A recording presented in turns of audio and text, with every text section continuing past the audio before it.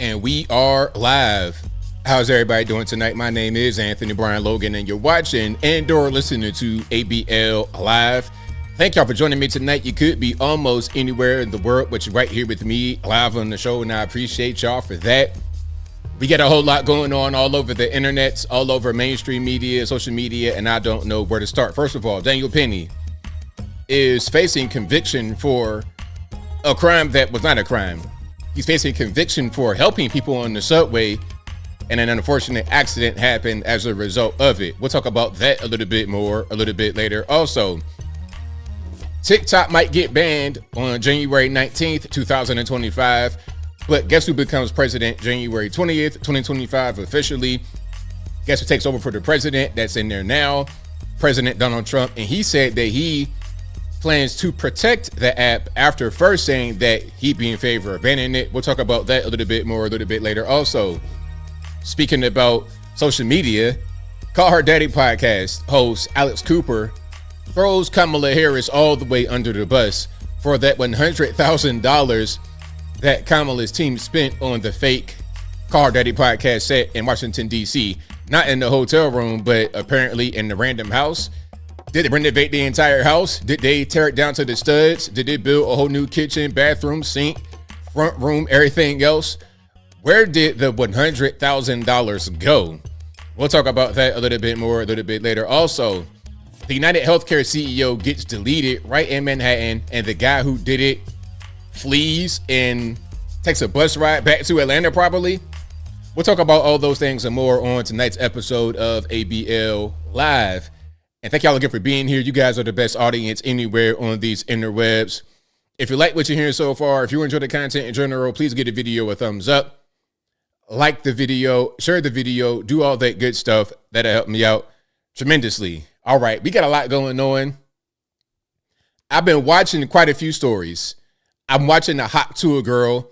If you guys don't know, before we get to anything, so a couple of new things that's happening right now. So the Hot Tour Girl, if y'all know what it is, I don't even want to explain it. But for you guys who do know who she is, she had a coin. I guess it's a meme coin, a Hot Tour coin, like a Bitcoin, etc. Anyway, the coin had a very big market cap when it first opened, like 500 million, and now it's down to like 55 million or 25 million. It plummeted from the beginning. If you invested in the Hot Tour coin, you deserve to lose your whole shirt. You deserve to lose your entire shirt if you purchased a meme coin from the Hot Tour Girl, okay? That's just off the rip what I gotta say. The moral of that story, before we go any further, the moral of that story is don't buy these meme coins, please, man. If you're gonna buy them, just know there's a big chance you're gonna lose all your money. If you're cool with that, then knock yourself out. If you enjoy taking money, your hard-earned money, and setting it on fire, then hey man, that's your right as an American. But if you don't like doing that and you want to make money, my suggestion is you don't invest in meme coins from the Hot Tour Girl. Okay, I have some pump and dump. Yeah, she could go to the penitentiary to make big rocks to little. Pump and dump scheme, rug pull, that's illegal. Actually, they're trying to crack down on that. The FEC, whatever, who's going to crack down on that? They're trying to really crack down on that type of stuff because it's really just like fraud. But anyway, that is an issue. Yeah, Bitcoin. I do have some crypto. All I have is Bitcoin. I think maybe Ethereum that might be still cracking, but Bitcoin for sure. And the reason why Bitcoin is a good one that I would advise is because people have confidence in it. If it's a brand new thing, it's just like, what would make the Hot Tour coin something that anybody would want? Why? There's an initial interest because of who she is and the popularity, but after the initial interest, who cares? Nobody. Alrighty. But yeah, now people are saying who cares? You're talking about millions of dollars and a fraud type of scheme. People are going to jail. And I want to tell guys and girls out there, please don't invest in stuff like this. You're going to lose your whole shirt. Your whole shirt from top to bottom is going to be gone. All right. So please, please, please. Exactly. Random chill guy. Don't get scammed. Y'all know what I say every live stream. I don't want you guys to get scammed. Now, Now, there was one more thing that I saw, and thank you, Void the Casualty. Void the Casualty said, thank you for your stream today. Found your channel yesterday and loved the news balance you put out. Never stop, brother. Hey, I'm right here for you, boss. Thank you, man. I appreciate you. Thank you. Thank you. Now, there was one more thing that I saw that I wanted to address right quick. And let me see if I can find it. I'm not really sure. A lot of you guys are watching the football game. I've not watched sports in a while. Not really. I might watch the occasional basketball highlight on Instagram, but beyond that, I'm kind of through with sports.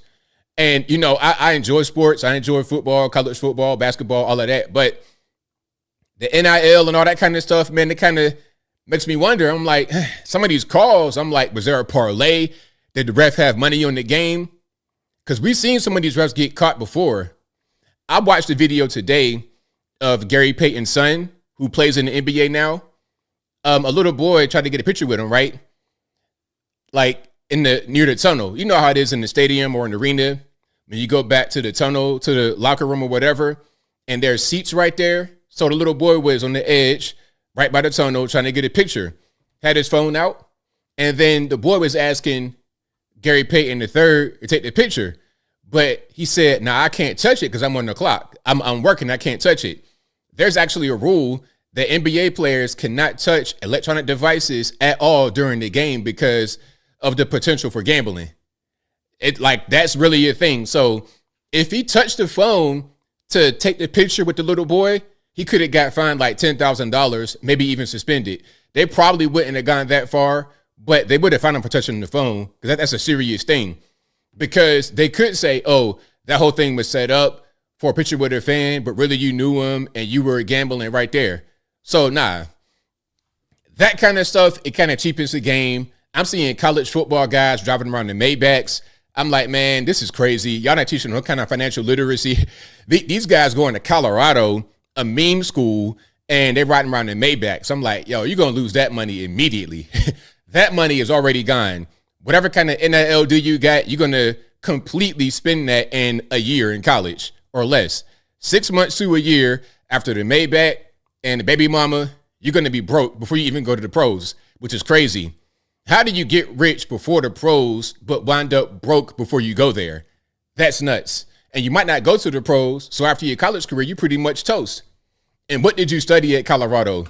How to play football? That was your major? Anyway, shout out to you guys. I appreciate y'all for being here. If you enjoy the content in general, please give the video a thumbs up. Like the video, share the video, do all that good stuff. That'll help me out tremendously. All right, we got a whole lot going on. Hold on. Guy Smiley says, I'll put $20 in the hot tour when it goes below 1 penny. It's not a serious investment, but it might be fun. It's less than 2 drinks at the bar. Hey, that's what I'm saying.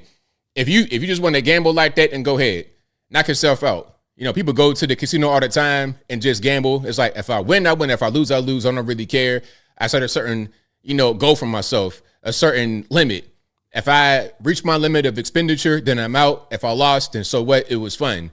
But you got some guys, really putting some serious money into it, thinking it's going to be something and end up losing their shirt. A lot of these whales out there, don't be a whale investing in something like that. Exactly, DCF Press, a PhD in keg stands, right? You get a PhD in keg stands, a master's in driving your Hellcat down the center of a residential area at 100 miles an hour in the middle of the night. You got a PhD in that. You get a PhD in tomfoolery after you graduate, which does not generate revenue. But anyway, we got a lot going on. Shout out to you guys again. Before we get to any topics, any videos, shout out to the sponsors. You guys, of course, for watching, retweeting, super chat, and whatever you're doing. Also, shout out to patriotpost.us, your best source of news and information anywhere on these interwebs. Their link will always be in the box, or go to patriotpost.us in your browser. Tell them that ABL sent you. Go to the merch website, ablmerch.com. That is ablmerch.com. We got the hats, t-shirts, stickers, hoodies, mugs, and more right there on the website, ablmerch.com. Also, go to my regular website, anthonyblogan.com. That is ANTHONY, the letter B, LOGAN.com. Go to the front page of the website. You'll be able to find articles for each video that I produce. And in each article, I got sources from the left, from the right, from the center, from the politically agnostic, whatever you want. I got it right there on the website. If it's legal, I'm going to post it. All the sources, all the links, free on the website. No ads on the website. I fixed that problem because that was becoming a nuisance. Go to the website, anthonyblogan.com. Also go to the contact page, anthonyblogan.com/contact us. You can find my email address, my snail mail address, my UPS box, of course, my social media accounts, my Facebook, Instagram, Twitter, never going to call it X, TikTok. Yes, I am on TikTok. All that good stuff is on the actual website. Now, speaking about TikTok briefly before we get to everything else, do y'all think they're going to ban TikTok ultimately? Matter of fact, I'm going to do a poll right now. Let's do a poll right now. The question will be, will the USA ban TikTok? And then it's going to be yes or no. I'll put that poll right there in the chat, and you guys can vote on it. Please pardon it being up here. That's just what it's going to be. It can't really change. I can't minimize it or adjust it. But y'all let me know what you think. Will they ban TikTok? Yay or nay? You can see we got kind of a live poll tally right there. So shout out to you guys who have voted. But I think I don't know. I'm kind of torn, but I think they might try, but ultimately maybe it won't work. We'll see. But whatever you guys think, let me know in the poll, and I'll end that a little bit later. But also going back to the website, if you ever think you're conversing with me on the interwebs or not, just cross-reference the contact page, or the contact that you're using is not on the contact page to communicate to me, then it's not me. All right. It's going to be a guy over in Africa somewhere, okay, in a hovel with 18 guys with a straight up slick bald head, shaved with a stone, right? You're going to have them guys in the hovel scamming you, which is their job full time. Or it's going to be some dude with a big beer belly over in Russia scamming you. That's just what it's going to be. So don't reply to these random comments in the comment section from someone with my picture and a name that looks like mine talking about, I have the gift cards for you now. Please contact me at this number. I am really ABL. Don't do that, okay? Nobody has time to get scammed. I'm tired of getting emails from some of y'all talking about, I thought it was you. I thought I could trust you. Well, listen, apparently it was not me, and you couldn't trust the guy you thought was me. So don't do that anymore.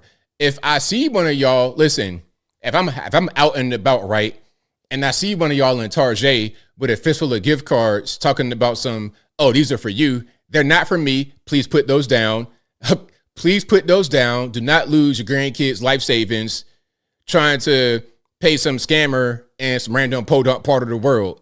Nobody has time for that. We're trying to get money and keep money in 2024, 2025, because we got the Orange Man back, and the Orange Man's going to help us get this nation back on track. All right. And I don't want no handouts. Listen, I don't want no handout from the Orange Man. All I say is back up, back off, and keep us secure in a minimal way. Don't be all in my pocket, trying to get my money, trying to take stuff from me, tax me to death to the point where I can't survive. Just back up a little bit. Less government, fewer government officials, less red tape. That should be the order of business, which is why Doge, the Elon Vivek Ramaswamy project, is why it's so important, because if we can cut $2 trillion in spending, oh, that'd be tremendous. That would be tremendous. So we need that. And again, that goes back to saving our money, not getting scammed in 2024. Richard Smith says, I mailed 100 large to your brother in Nigeria. Well, hey, I don't know this guy. You emailed, you sent him money. I don't know this guy. He's not my relative. I don't know him. Idiot, you are so dumb. You are so unintelligent. Okay, you are useless. You are a useless man. How can you survive on it? Okay, I'm stopping. But anyway, yeah, it's not me. It was a dude that said he was me that I've never seen before in my life. If you were to put him in the lineup and put a gun in my hand and say, hey, pick the guy that sent you the stuff, I wouldn't know. I would not know. All right. So I can go ahead and end the poll right now. I'm going to let it sit for about 2 more minutes, but I see what the results are. You guys cannot see the results, but I can. And it's been pretty consistent throughout the entire time with a little bit of back and forth, but not really. Okay, it's been pretty consistent. Okay, so let me see. Let's go ahead and end it because it's not changing. Okay, so the poll was, will they ban TikTok? 71% say no, 28% say yes. So I think the majority of you guys think that they are not going to ban TikTok. About 2/3 of y'all say they're not going to ban TikTok.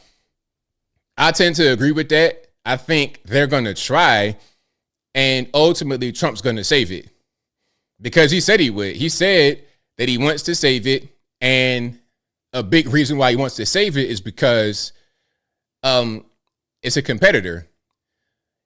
If they kind of just go, if you have Meta, which is Facebook, Instagram, WhatsApp, all of that, if you let Meta pretty much go unchecked, they're going to be the king of the castle. And let's be clear here. Meta is the absolute 100% king of social media, and it doesn't even come close. Like YouTube might be right there, but YouTube is a little bit different in its utility. YouTube is a video sharing platform, first and foremost, and also a search engine. It's a little bit different than Meta, which is social media first. Okay. It's Mama and Pawpaw sharing pictures of their grandkids and communications and family reunions and groups and interests and hobbies. Is a little bit different. Instagram also much different than YouTube. But the point is, TikTok is a giant in social media, and they are a competitor to all the other ones, which is why you're seeing Instagram, Facebook, YouTube. They're all trying to adopt the TikTok model of the quick 2-second, 30-second clips that you could just scroll endlessly. They all have that model embedded into their system as a result of TikTok, because number one, they want to try to compete with TikTok. And number two, if TikTok was to get banned for some reason in this country, then they're able to continue that same kind of content that the TikTok people want. So when if they were to ban TikTok, it would just migrate somewhere else that already has it. Snapchat also the same thing. Snapchat is another competitor to all the other ones that I mentioned. But anyway, we'll get to that a little bit more a little bit later. Now, do you guys have any Christmas lights up in front of your house? I normally don't do lights at all, like Christmas lights, but I think I'm going to do something this year. I seen some of those pill and stick you could just kind of put up. You could control with your app. So I might put some up on my front and then like over my garage or something like this. Maybe I'll do something like in my entryway, in my outdoor foyer. That's what that's called. I got like a little bench right there. I might put something right there for the lights. All right, but I don't think I'm going to get to this level right here. These guys, girls, whoever, they got it. A lot of y'all are way ahead of me. Feliz Navidad. Feliz Navidad. Now, see that right there. Now, that's beyond me. I'm thinking about something that take AA batteries, okay? I'm thinking about an outdoor battery pack that's waterproof with a string of lights. Not even 20-foot of lights and I'm good. This right here is way over the top. Feliz Navidad. Feliz Navidad. William, you put a wreath on the door. You know what? That right there. See, I got a wreath too. I thought about getting the wreath. I got a wreath. I might just leave it there. Get my little adhesive stick hook, put it on the front, and put the wreath right there and call it a day. And matter of fact, the wreath has like little lights on it. I got it from Home Depot. I spent like $35 on it. I'm really proud of it. But I might do the little strip of lights. But this right here, now that's like super advanced level. That's like, hey man, we're gonna like completely demand all the power from the power grid right at our front door. But I feel like these lights don't really. I think lights are different nowadays. You got these LEDs that don't take so much wattage. It's like having lights on in your house. Back in the day, having a lights on would be very expensive because of the kind of bulbs we had, them incandescents or whatever. But you got the LEDs, leave them on all day long because they're not going to take that much energy to power. So yeah, shout out to the LED lights. If I could find some that are just battery operated, like literally AA's, I'm good money. But if I got to plug it into my power supply, 240 volt, all of that extra stuff, that'd just be ridiculous. All right. Now, if you live in certain parts of the country, you might have this happen to you, right? People got these fake deer and whatnot in front of their house, and some real deer pulled up and said, no. See, look, y'all can't be out in our hood without checking in. All of the other reindeer used to laugh and call him names. They never let poor Rudolph join in any reindeer games. Hey, shout out to the deer. They're like, look, y'all can't just do what you want to do all up in here. Who are y'all? Who sent y'all? So they're not really feeling the deer in the front yard. Shout out to the deer. I've seen deer up close a few times. I saw deer one time just right in front of my neighborhood back in the day. Just, I don't know where he was going. Like he just escaped from being captive, but he was skedaddling and he looked kind of crazy. So I just let him do his thing. He ran right past me, like right here, right next to me, like that. So shout out to the deer. Now, I'm going to play something a little bit sensitive. This might be an Uncle ABL topic, but it's also holiday related. Have you had any awkward family interactions where, okay, your daughter's bringing the boyfriend over, and some of y'all, you already know I'm about to go with this. Your daughter's bringing the boyfriend over, and the boyfriend is not who you thought he would be. Now, this could be considered racist by some people, but just watch it, and I'm gonna tell you what my opinion is afterward. Okay. So look, let's set the stage, right? My dad's first time meeting my sister's boyfriend. Holiday stuff, probably Thanksgiving. And look at the dad on the ground. Look at his face. He's not liking what's going on. Now, this is still better than a political type of fight. If it was a political fight, it'd be something else. But he's just being dramatic, in my opinion. Let's continue. So you see, Mr. White Guy, that's the boyfriend. Uh-oh. Why you gotta look like that, Derek? Right. Why are you acting like a weirdo? He says a lot of people So they finally shake hands. But listen, some are going to try to say dad's racist because the boyfriend's white. He doesn't like the white guy being with his black daughter. Listen, he's just being dramatic. I can tell you what, that white guy will be his favorite son. He will be his favorite son. They're going to be going camping, fishing, out there with the truck. I tell you, because I've seen this kind of thing before. You kind of mad, kind of apprehensive. They'll get along just fine. Don't even worry about it. They will get along just fine. So shout out to the dramatic dad, and shout out to you guys who've had some issues over their family, gatherings, Thanksgiving, Christmas, all that good stuff. And I know some of y'all have had that experience in your family, and it probably turned out for the best. Maybe it didn't sometimes, but I doubt it. Yeah, he'll be all right. He'll be all right. Somebody say it's fake. It could be fake. Why is he on the ground at the couch? Because he's being dramatic. Of course. He's being being theatrical. Exactly. He will be totally fine. Now, let's zoom forward a little bit. San Francisco. Now, this is what you do when you're waiting on the bus and you don't want to have any attention your way and you don't want to get robbed. You don't want to get deleted, right? So, San Fran, are we doing this at the bus stop? Nobody's gonna. Are we doing this to blending at the bus stop? Know. Nobody's gonna know. They're gonna know. How would they know? So you see what he's doing. He's just a regular normie at the bus stop, but he's got to kind of just get hunched over to act like, okay, he's on fentanyl and I don't have any money. Now, will that work to be able to blend in? Those shoes look a little bit too clean, and so does your outfit in general. They might think you're playing. Nobody's gonna know. They're gonna know. How would they know? Hey, San Fran, that's pretty much what's going on. Okay. Now, okay, I see a little bit of Spanish up there. I didn't even see the little thing up there. POV is not supposed to. Okay, yeah. Same thing. So yeah, shout out to him. Shout out to you guys out there in California, Bay Area.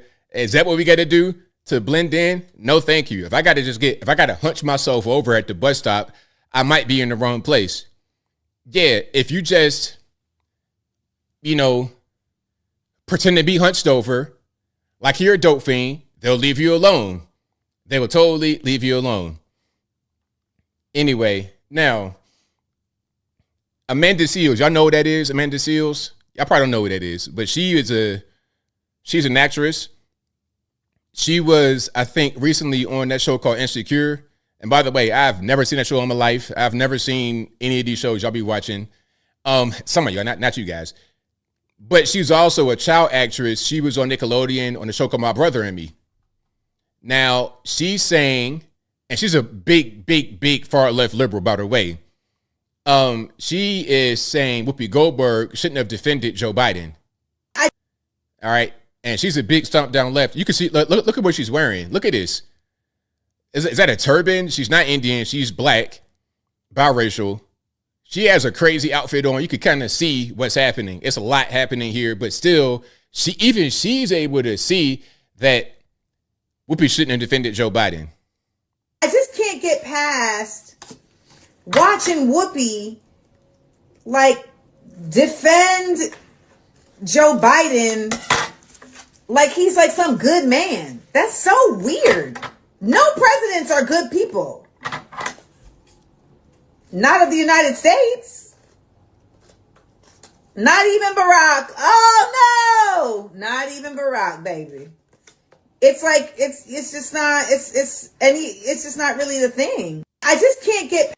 Okay, so she's saying no presidents are good. How can Whoopi defend Joe Biden? Even Obama was a bad president. No presidents have been good. Well, I agree with some of that, but not all of that. And then somebody was trying to defend her saying, hey, you know what? All these presidents have started wars and all kind of foreign conflict and all this, that, and the third. Well, I'm like, all right, you know what? You know who hasn't been involved in any kind of wars? You know who didn't do any of that? President Trump. And it's funny because the only president that I can recall, at least in recent history, the only president that I can recall not having any kind of conflict, wars, or anything like that, at least newly initiated things under them, has been President Trump. But he's the one that the media hates.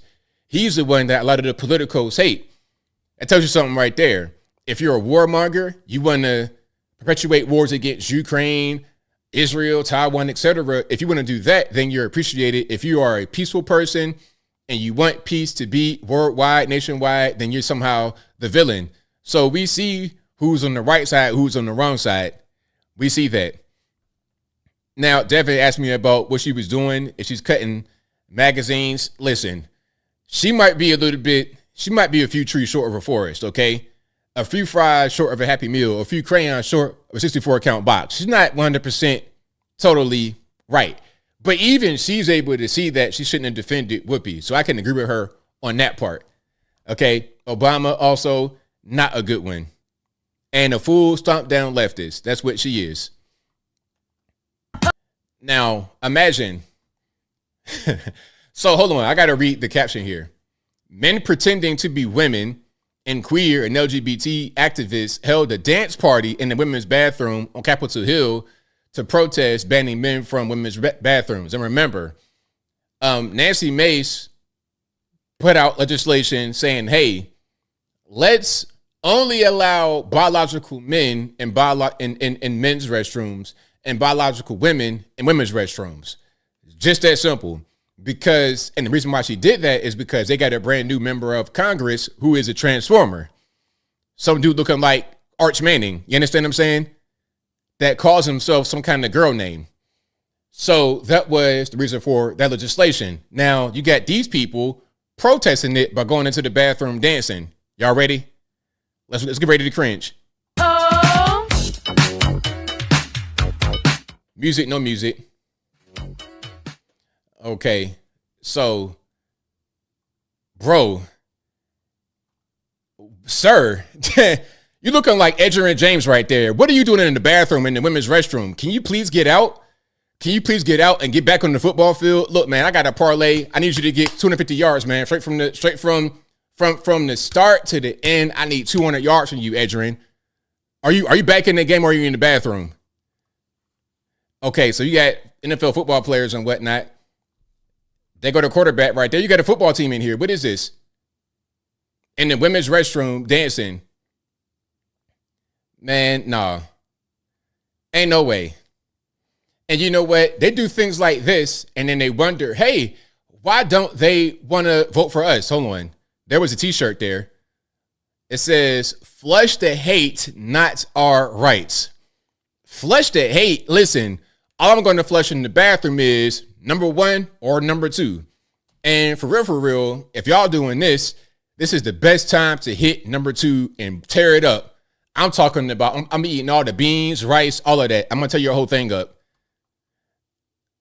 Okay. And I think she is not even part of it.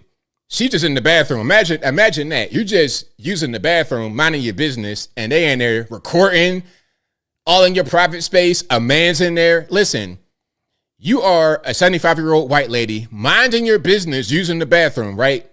And you got this dude looking like he about to go straight, put on some football pads and go out and play for the Washington Commanders tonight. And here you are minding your business, just trying to go to Starbucks right quick. I mean, I would be terrified if I was her.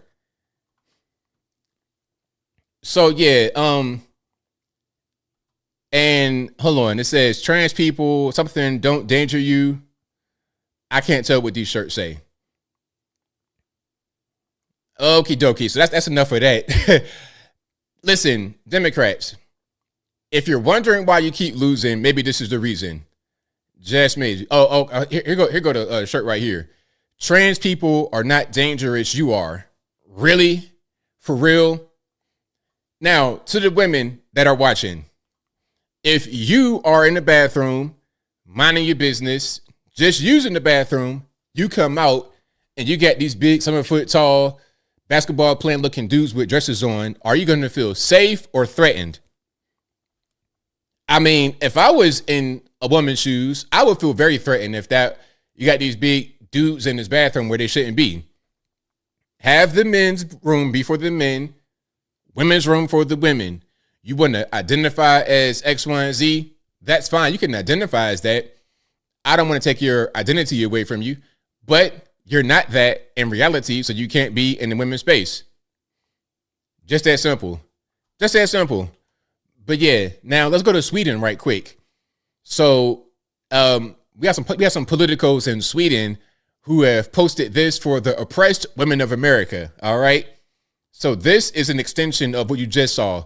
The cringe in the bathroom. Now we're over in Sweden, and it says, "Dear American sisters, abortion is a human right." Members of the Riksdag from the Social Democratic Party in Sweden. Out on a terrace.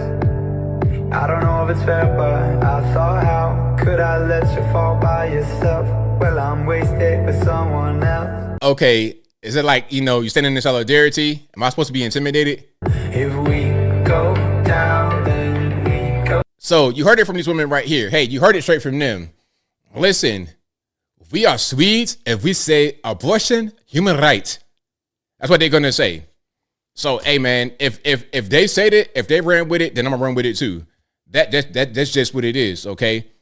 Yeah, that's gonna be great legislation to just stare at the camera and do it that way. Now, migrant crisis.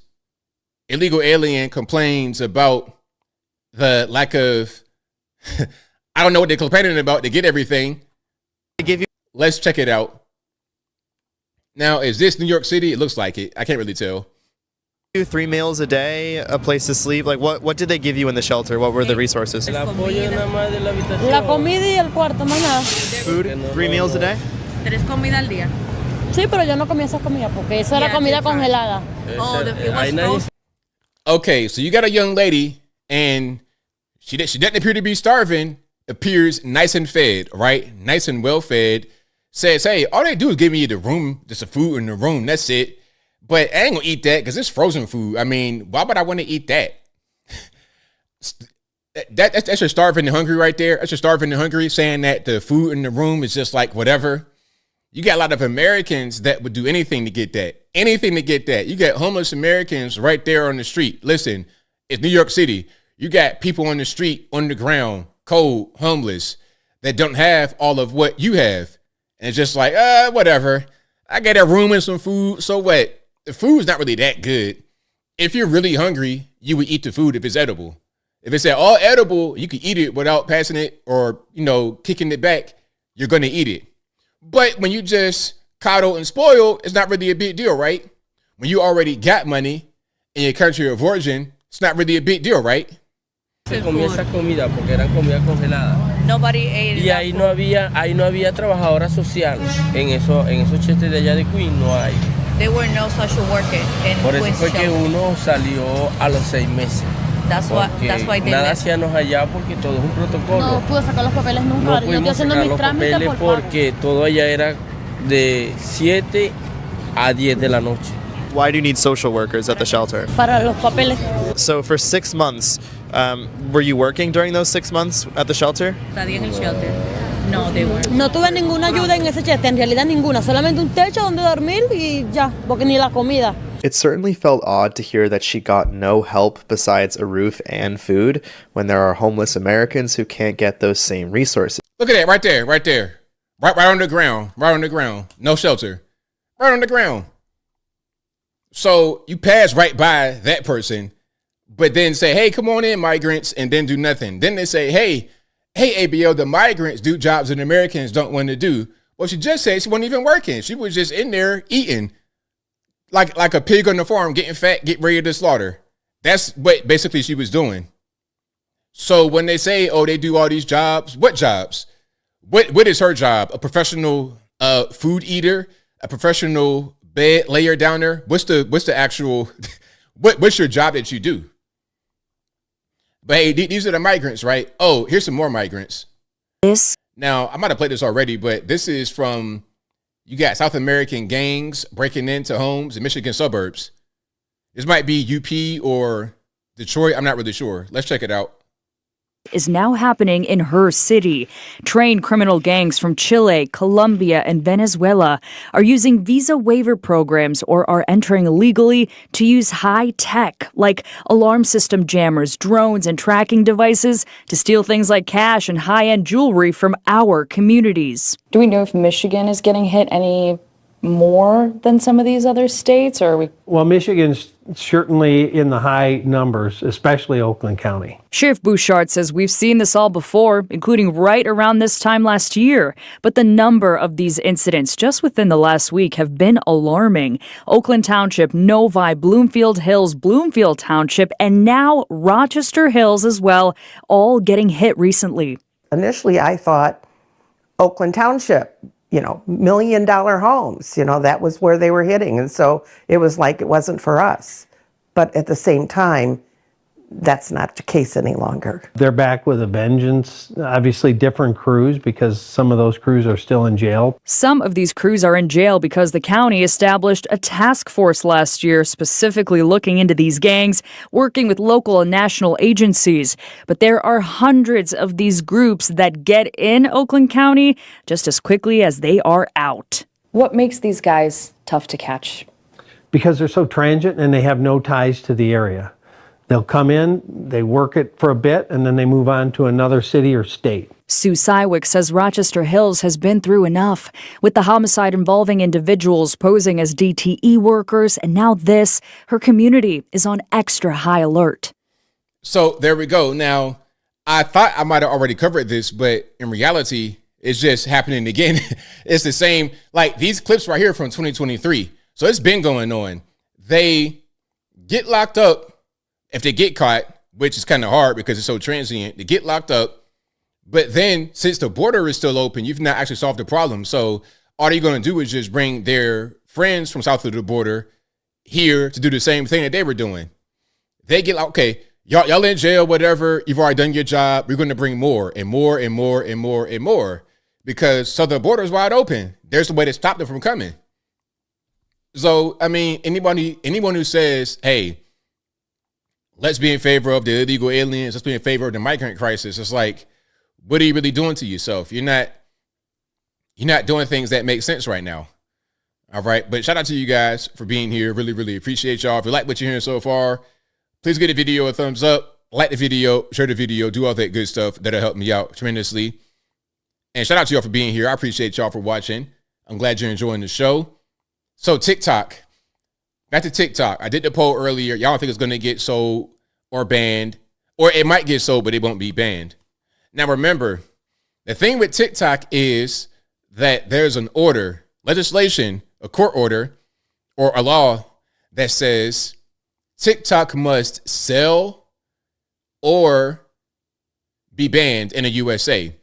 And when they say that, they mean the US operations, because you have TikTok all over the world in different countries. And as I said in my video, TikTok, the app that we use, is banned in China, although it's a Chinese company called ByteDance that owns TikTok. In China, they use an app called Douyin. Now, you probably could get on TikTok in China with a VPN or whatever, but they have their own version of TikTok. The content is different because the Chinese, one thing about them, they're very intelligent in certain areas, but they're not in other areas. One area they're pretty good in is social media. They understand how damaging it could be, how influential it could be. So they try to put limitations and restrictions on it. And one thing they do is on their version of TikTok, they don't put the American Western type of garbage content on there. You might see some of that, but not really. They try to make it be a place where it can actually empower and embolden their citizenry to be productive and be studious. That's what I see. Maybe I'm wrong. Maybe you guys know more about that. If you're over in China and you use Douyin, let me know. But yeah, they don't even allow TikTok over there. Now, over here, TikTok has blown up. It's very popular. A lot of people, they rely on that for their business. They rely on that for their social media presence. They rely on it in general for their news. It's become very big over here. The issue with TikTok is that we cannot control it because it's a Chinese company. They're able to control American companies to a certain extent, even when it comes to certain kinds of content that's legal that they don't want you to see, i.e. Hunter Biden laptop. They cannot control TikTok how they can control, let's say, a Meta. And if China wants to engage in the conflict with the U.S., they can weaponize TikTok against the American people. They can change the algorithm just a little bit, and it can make Americans overall feel differently. Even if it's not the majority of us, it could be enough to cause social unrest. That's a thought process right there, in my humble opinion. So they want to ban it or have it get sold. If it gets sold away from China's interests, then the content can be more regulated and they can prevent anything like what I said happening, being taken over by the Chinese Communist Party. So let's watch some of this here on ABC News. We have some breaking news to get to. TikTok could now be banned in the U.S. in just a few short weeks. A federal appeals court panel is upholding a law that requires TikTok to break its ties with its Chinese-based parent company ByteDance or be banned by mid-January. ABC News business reporter Alexis Christoforous joins me now with more. Alexis, TikTok has always argued that the ban infringes on the company's First Amendment rights. What's the latest? Well, the government for years now has been saying that TikTok is a national security risk. I mean, 170 million Americans are on this video app. That's about half the U.S. population. And so the U.S. government is concerned that TikTok has access to sensitive information, people's viewing habits, large swaths of data that the Chinese government could have access to. They're afraid that the Chinese government can manipulate what people are seeing on this app. And so they are basically giving them an ultimatum. And today... Now, let's pause. Now, they said that they're worried about the Chinese Communist Party manipulating what Americans see on the app. As I was saying, yes, they could do that if they wanted to. Yes, they probably do that right now without our knowledge. But that's also what the American government wants to do. But the American government wants to have control over that rather than the Chinese. That's all it's about. The Chinese can control what their companies do in their country, and so can Americans. It's all about that. Now, if we were to go through with the TikTok ban, China may retaliate, talking about, okay, you want your iPhones produced? Well, we own the factories. We own the rare earth metals that you guys need in your phones. So what are you going to do if we say we're going to cut production for your Apple iPhones? And everybody in America got an iPhone, and everything's linked. You got your iCloud and you got your family circle, all that kind of stuff. So what are you going to do? It can get real ugly.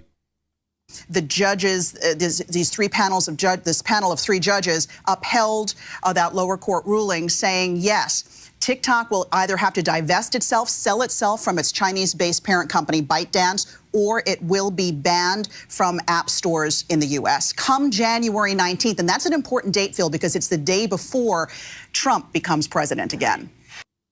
So there we go. So Trump could save it.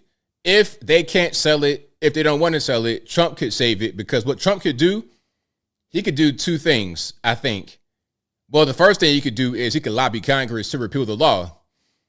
And since you got a Republican majority, that's a real possibility to happen. As first. Second, he could have the incoming Attorney General, Pam Bondi, probably. He could have her refuse to enforce the law, because it'd be a law, but it's got to be enforced. So if she doesn't enforce it, then TikTok doesn't go away. If the law goes through and they're forced to sell, but they don't want to sell, and they just continue to own it, the only way to be saved would be if the law is repealed or if the law is not enforced. So we'll see how that whole thing goes. What do you guys think? Should it be a First Amendment issue? Should it be a matter of just right to free speech? Is it a bad precedent? Because if you were able to ban TikTok because the government can't control it, then what else are they going to ban? And the ban, they say, could help Americans, but it could also hurt a lot of Americans, people that rely on TikTok for their business, for their social media presence, whatever it is. You're talking about a lot of money that's being made by Americans on that app. So what do you do if it was to get banned? It's a good question. All right, For Real says, apps are not to blame, parents are. Well, that's a big part of it, of course.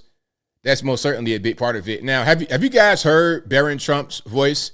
Have you guys seen Barron Trump? This guy is a 100% unit, Giga Chad. Like, this guy, I'm telling you, this guy might be the president in the future himself. Okay, so we got a reveal of his voice, and I think Barron is what, about 6'8", something like that? A whole giant. Let's check it out. Hello, how are you? I'm in the business. It's very nice to see you. Very nice. I gave him a shout out last. Look at this boy. That's Barron. Remember the little boy that came into the White House with his mom and his dad back in 2016? That's him. How old is Barron now? I think Barron's 18. Let me see. Barron is 18. Yep. Born in 2006. That's him. Yes, hello, how are you? I'm in the business. It's very nice to see you. Very nice. I gave him a shout out last night. The place went crazy. Hello, how are you? It's very nice. Good to see you. You too, buddy. Oh, you've never met? No. Could we make him into a player? So there he is. I'm telling you. 2020, 2050, 2060, whenever he wants to run, look at him. He got it. He's got it. Or he could be a company executive. He could do whatever he wants to do. And look at his parents. Great parents. Hey, great kid, great parents. The apple does not fall far from the tree. All right. So, yeah. Hey, selective breeding. That's funny. Hey, you got Trump and Melania. Great people. And it was funny when they were trying to put out an audio tape on Melania, making her look bad because she talked kind of like Trump. It's like, all it does is let me know that they are a good team. Some would say, oh, she's there because he's a multi-billionaire, whatever. But at the same time, they have the connection. Melania, looking the way she's looked, is not going to be with some random guy that's, cutting grass for a living, nothing against it. But look at her. She's like 5'11", 6 foot tall, European model. I mean, come on.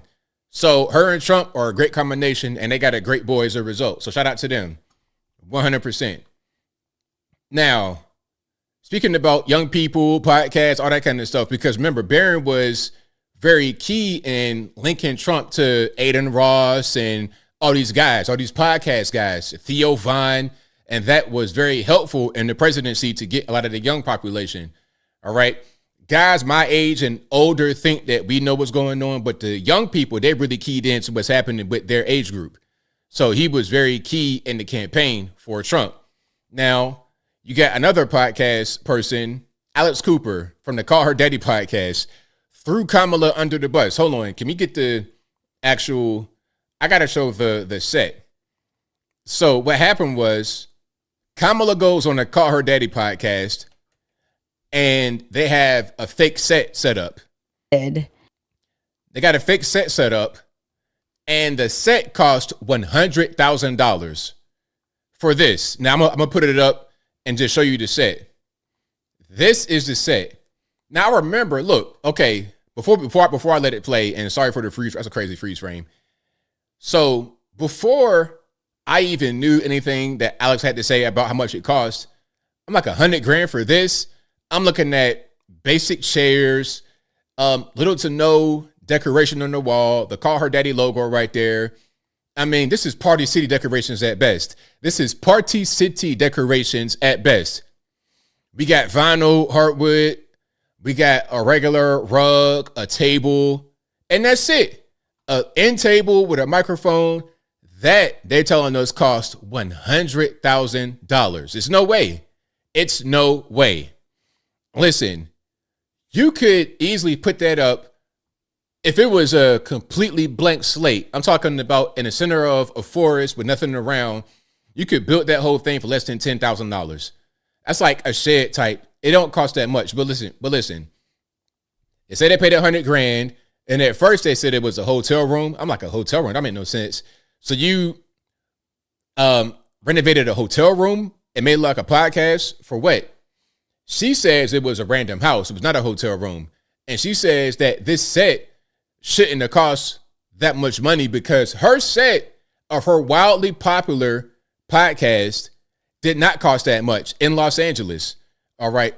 So you see this right here, not very impressive, but yet and still they're telling us $100,000. Look at the walls. You got little gummy candy in the dish, random books. It might just be a book cover with no pages in it. Okay, little fake floral. What in there would cost that much? Maybe her outfit cost that much. That might be 90% of the money right there, her outfit and the jewelry she wears and her remote control, her radio earrings. That might be the cost. But this, no way. Hold on. This right here, no way. Now, here is the host that you just saw talking to Kamala on the fake set saying that, nah, it shouldn't have cost that much. There's a little bit of controversy about that podcast because you did. Oh. Do you know about this? No, what? Because in D.C., this interview happened in D.C. Yeah. In a hotel. Yeah, not in a hotel. It was like a random house. Now, the house probably got renovated for the $100,000. The entire house, basement, bathroom, bedroom, all of that. And the owner might have got a new car and a little bit of side money to go gambling or something. It was like random house. But apparently, you can tell me, they spent, the Harris campaign spent like $100,000. I did see you that. Know about this? It's hilarious. To build the studio. Yeah, that's not true. To make it look like it was the studio that you used in LA. My studio that is gorgeous in Los Angeles doesn't even cost six figures. So I don't know how cardboard walls could cost six figures, but. But do you think they did that? I mean, you saw Absolutely not. With love to them. Oh my God, it was gorgeous, but like, it wasn't that nice. So there you have it. $100,000. She's like, nah, it don't cost that much. And again, if you say, hey, ABL, can you name me the last episode of Call Her Daddy podcast? Is that in your podcast playlist? I'm going to say, no, that's not my podcast playlist. I don't know anything about it, but I know that she's very successful and very popular and worth a lot of money, millions of dollars she's worth. Yes, she is. If her studio did not cost $100,000, then why would the fake studio they only use one time? Because understand this, she probably doing content every single day in the studio that did not cost $100,000. If Kamala had a one-time use $100,000 studio, it's clearly some waste at best. At best is waste. At worst is straight up money laundering. Hey, I'm going to give X, Y, and Z person $100,000 do this, but it only costs $5,000. So where's $95,000 at? Just free money, a favor. That's all. Graft. That's all it is. And that same energy will be present, or would have been present if she was becoming the president, which thankfully she did not become president. And now we're able to get back to normal. Now, if only Miss Jasmine Crockett can get back to normal. If only she can get back to normal and get everything back under control, that'd be fantastic. Now, this is Jasmine Crockett. I think she's a House rep from Texas. Talking about the white man, orange man, whatever. Let's see what she's talking about here.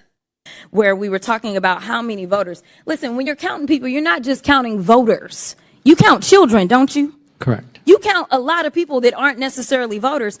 And I want to make sure that we really get to the nitty-gritty on Texas, because this is hilarious to me. Texas added 2 seats. In 2020, according to the census, and we know that there was a significant undercount, specifically in Texas for a combination of reasons, but we know that specifically Texas added 4 million people. Of those 4 million people, do you want to take a guess at how many were Anglos? Just a guess. I'd say a majority. 180,000. That's it, of 4 million. 95% of the people that were added, and we know that when it comes to minority populations, they tend to be undercounted. So let's just be clear what she's talking about. She's saying that only a select few whites were added to Texas population. So a lot of the new population that is coming to Texas is the so-called blacks and browns, the non-whites. So her argument is, well, since there's so many blacks and browns and non-whites in general that have come to Texas, built the population up, and you're able to get new House reps, then there should be leadership that reflects the color of the new people. I'm like, look, let's just pause right here. I don't really care about the color of my leadership. I don't care about the color of the politician. If they do a good job, that's all I care about. And to be totally honest, I'm a taxpayer. You guys are taxpayers. They are our employees. So if I have a company and I have a job opening, I want the best person to fill the job opening. I don't want to fill it with a black person or a white person or whatever kind of color person because of that color. I want the best person for the job. So it doesn't matter if a new House rep or a new leader is white or whatever. Give me the best person. Get this. We added 4 million people. They were people of color. Texas got 2 new seats. So they took those black and brown and Asian bodies. And guess what? Do you think that we got a new black, brown, or Asian seat? Somehow, the way that they do their Republican math in the state of Texas, that amounted to 2 new white seats. Guess what? White Republican seats.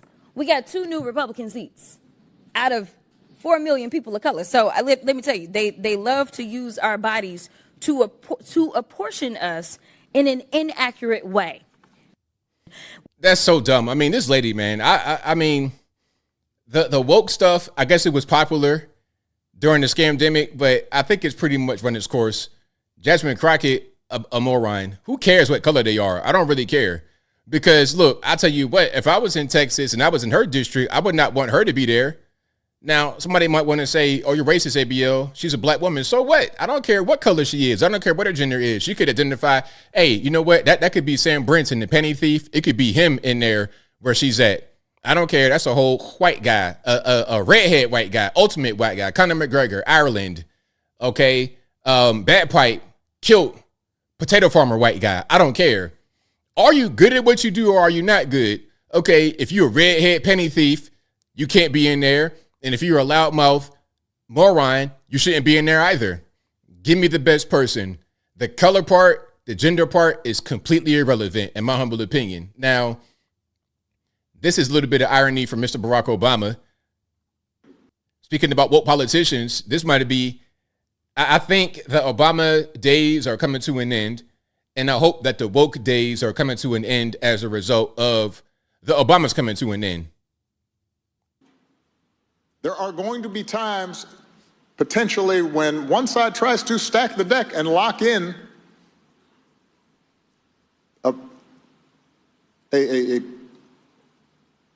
You're losing this up, Obama. Hey, Obama kind of getting a little bit, Obama's getting old now because you kind of losing this step. You're not really remembering things quickly. You're losing this step.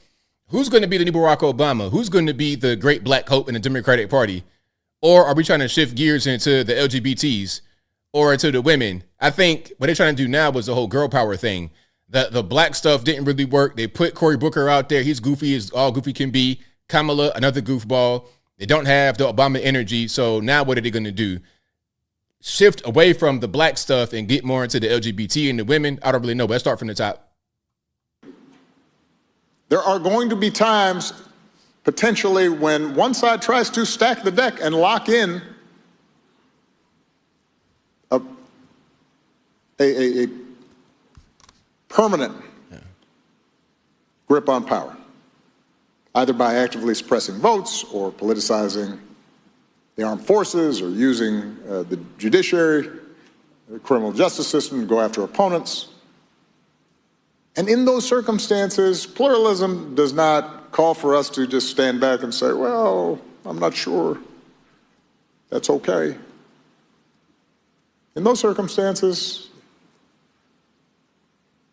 a line has been crossed, and we have to stand firm. Bro, all of what you said is what you guys do. The projection is crazy. The projection is out of this world. Y'all do that. It ain't us that do it.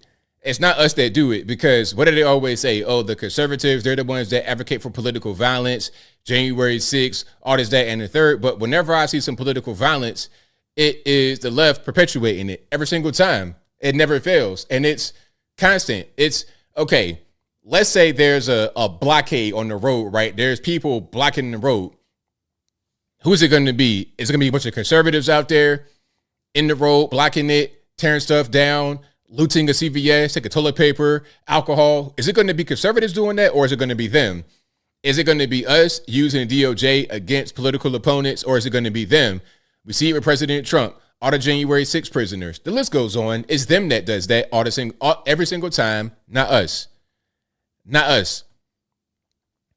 Oh, yeah, I ain't talking about, hey, NERN says, didn't Big Mike delete the chef? Hey, I don't know what happened. Okay, I don't know. I'm just saying you got this fit athletic dude that just happens to kick the bucket right outside your property in the water.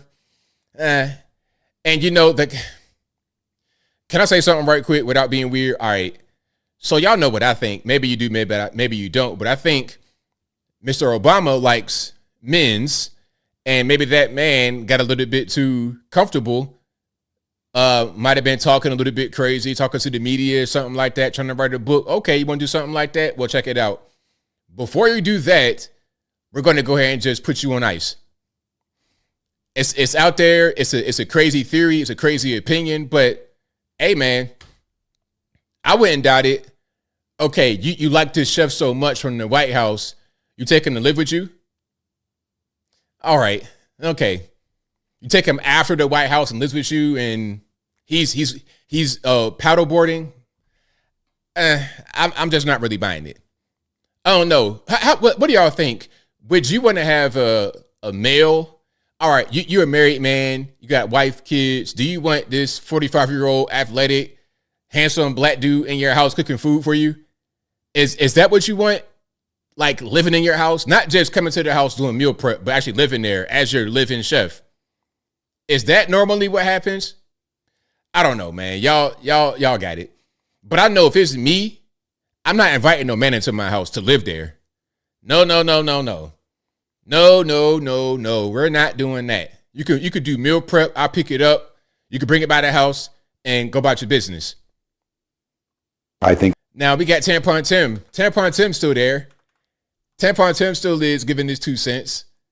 Man, this guy got exposed so bad. Hold on, sorry. This guy got exposed so bad. I hope that he kind of just goes away. But here he is. Let's see what he got to say about what's happening. I think we're going to have to understand what type of leadership do they want. We were pledging to be inclusive. We were pledging to bring people in.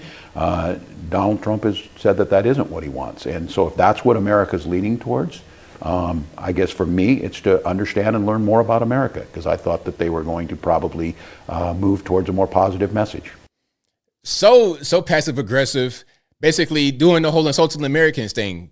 Look, Tampon Tim, your strategy of calling Trump and Vance weird, that didn't work, because that got turned on you real quick when we saw you twirling and spinning around like you. Mommy, look at me. You did that. You're twirling around, dancing around. That's what you did. So you're the weird one, not Trump and JD Vance. Now, then you want to continue to assault Americans. If Americans don't want to vote for who you want to vote for, then there's something wrong with us. Why can't we have a different opinion without having to be some type of negative label? You see, you guys got to start to understand Americans. And until you do, you won't win anymore, and that's fine. I say, hey, Tampon Tim, keep it up. Keep insulting us, and you'll keep on losing. I'm not trying to give them tips to win. I want them to lose. So my suggestion is keep doing that. Keep insulting us.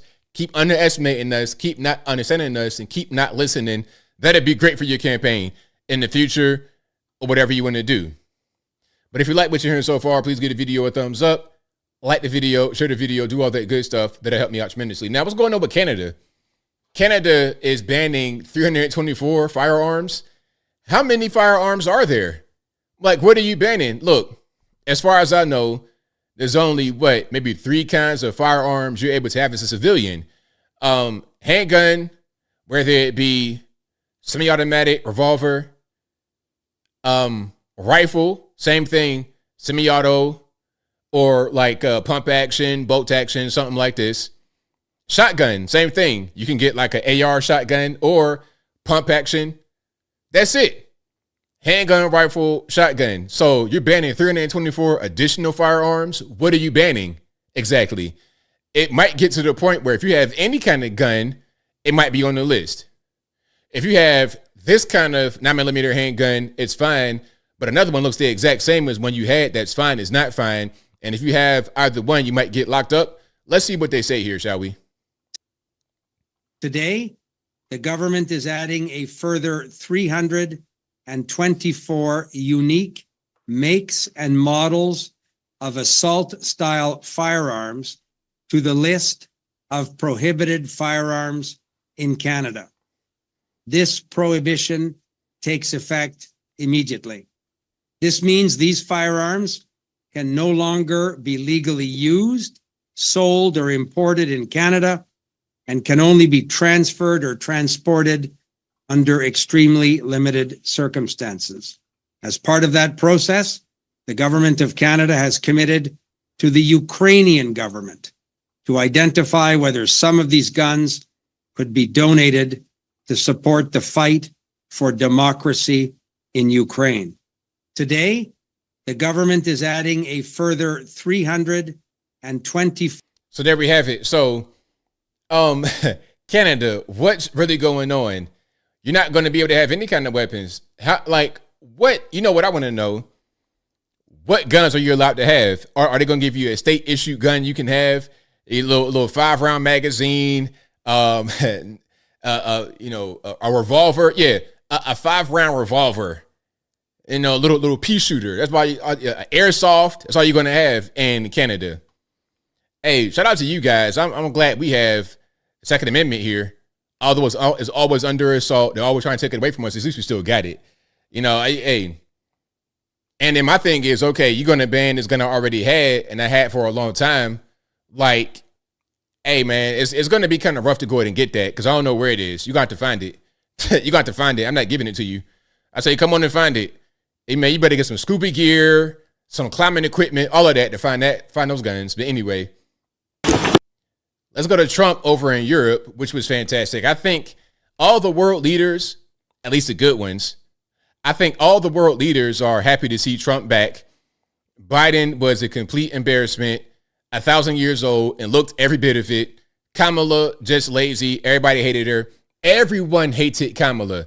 The podcast host had no reason to throw her under the bus, but did it because she doesn't like her. She doesn't respect her.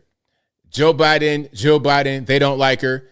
When we last saw them together at that ceremony, whatever that was, it might have been in Alton National Cemetery. Whenever we last saw them, it was complete contempt from the Bidens toward Kamala. Hated her, did not like her.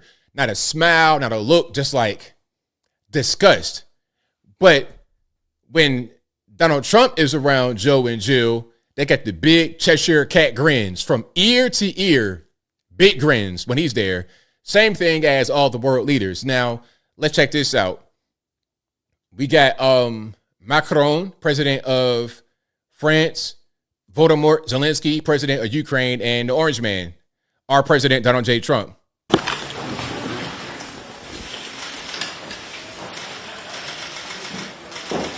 Posing for a picture, of course. A few pictures. I need some money, Mr. I need some money. Okay, we're going to lose the war. I need some money. No, you're good. You're good, actually. Okay, and enjoy that picture in your little sweatshirt and your little playset Timberland boots. Enjoy that picture because that's all you're going to get. Try to sell the picture for a little bit of money, Zelensky. Ain't going to be no more of this constant Ukraine money. Okay, we're not going to do that. Now, this is Trump leaving Notre Dame. Well, we're going to get Notre Dame and all of that. We're going to show all of what they did to revitalize, to rebuild Notre Dame. So there he is with Macron leaving. All the world leaders, all eyes on Trump. Everybody loves Trump. The whole world loves him. Only the evil people don't love that man. Only the evil people. Okay, so I think we got quite a few people in here. Okay, so look. We got Jill Biden. We got Macron. We got quite a few people here. Yeah, there goes Jill right there. There goes Ashley. Remember Ashley Biden? The diary? My dad takes showers with me. That's her right there.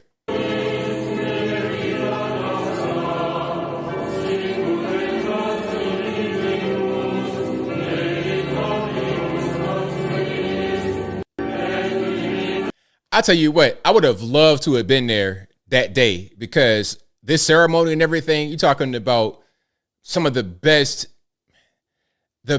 ceremonies you could really go to ever in your life. Church ceremony, one of the best you could ever go to in your life. I would love to have been there. So that's pretty interesting, kind of awkward, but hey, you got to do what you got to do. And of course, we got Elon in the mix. And look at Trump. You better act right in here. Don't be in your phone all day. Trump has that paw type of energy to Elon. Elon has like a really youthful type of energy, and Trump's more of the elder statesman. So shout out to Elon being so enthusiastic to be around Trump and to be part of the administration. I think a brilliant mind like Elon can put to good use. So shout out to him for being around. Let's keep going. Let's watch the ceremony, shall we?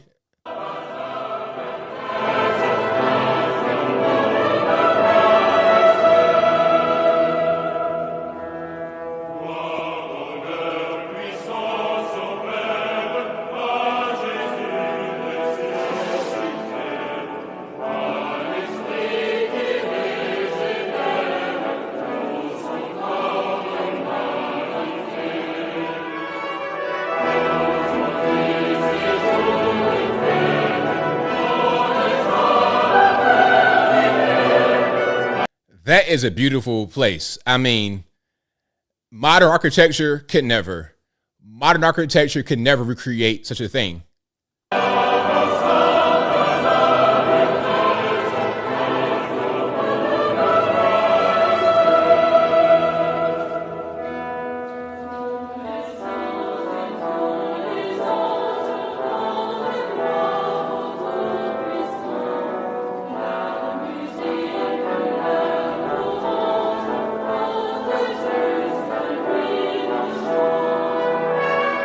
The detail, I mean, it's something else.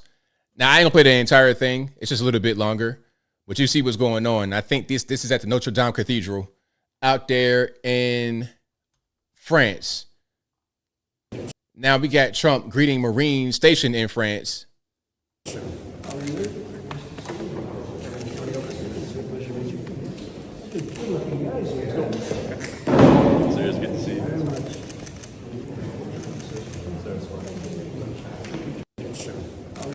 Imagine you're like 18, 19 years old, over stationed in France, and you get to meet the president, President Trump. Imagine that. Like you will never in your life forget that moment right there. So shout out to Trump and shout out to the Marines out there. But we got more from that visit. So the cathedral has been reopened. Remember, it had burned down. I'm gonna show the reconstruction in a minute.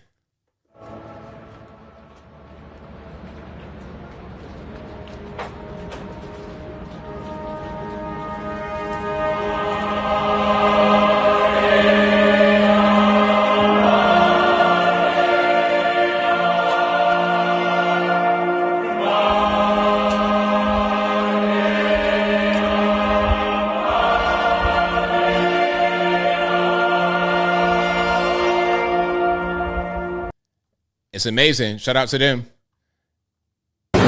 Now we got them greeting more world leaders.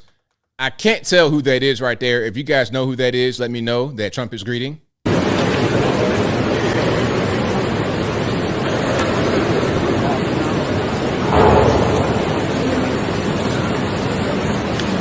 goes Zelensky.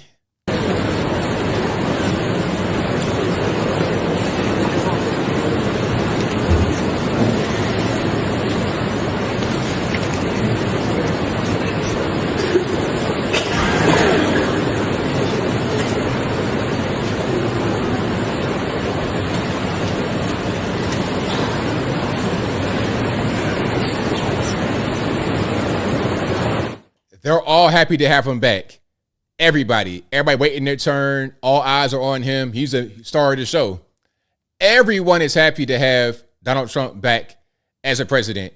And again, he's not even the president yet. He doesn't become president officially inaugurated until January 20th, 2025. And there is, was that Prince William? Okay, Prince William, who will probably be the King of England. All right, shout out to him.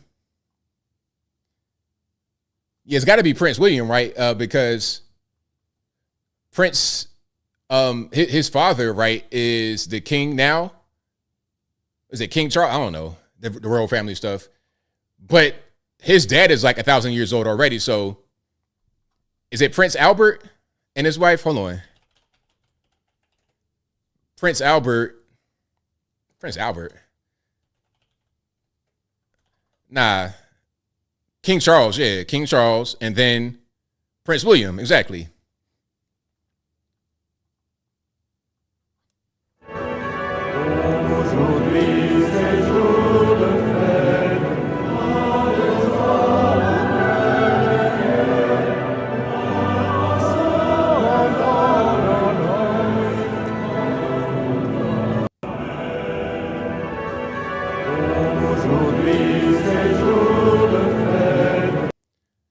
So yeah, shout out to them. There's more from that.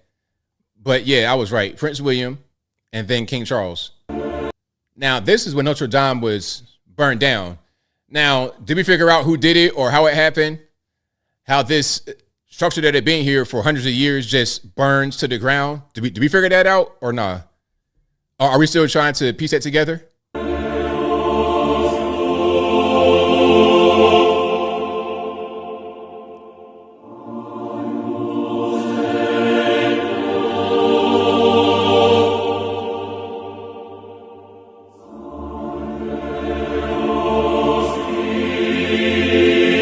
Remember, it had burned down, so they rebuilt it.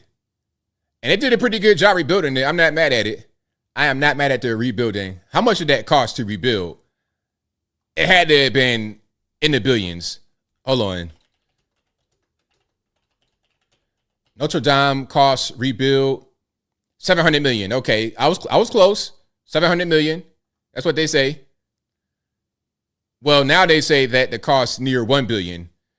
I'm gonna play that video. Then I'll keep on moving. If you like what you're hearing so far, y'all know what to do. Please give the video a thumbs up. Like the video, share the video, do all that good stuff. That'll help me out tremendously.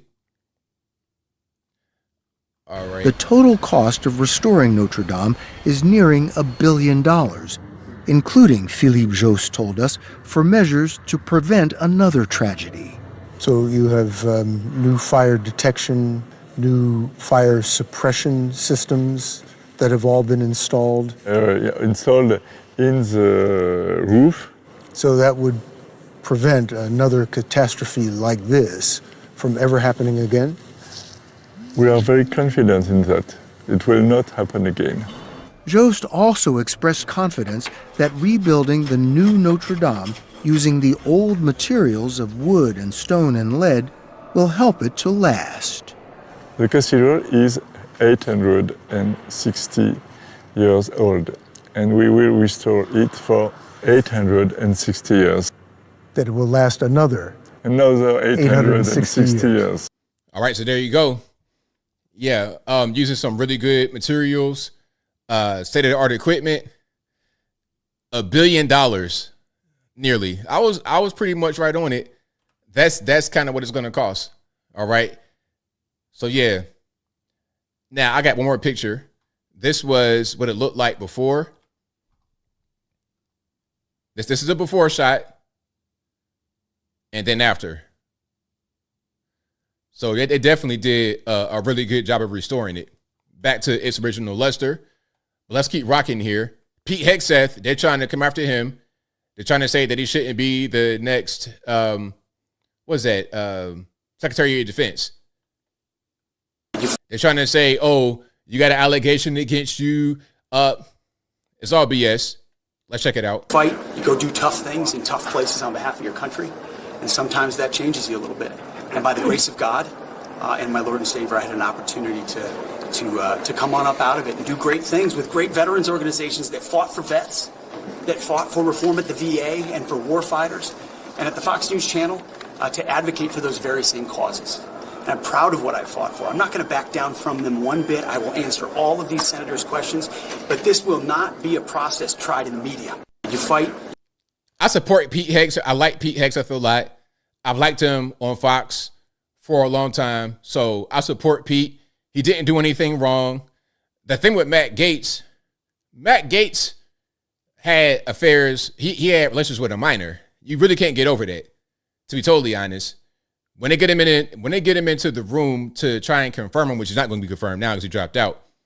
But they would have asked him, hey, Matt Gaetz, did you have relations with a minor? He's going to start stuttering. It's going to go all bad. Pete Hegseth did not do anything like that. He had a consensual relations with a woman who tried to lie and say that he assaulted her because she was married and she didn't want to get caught up like that.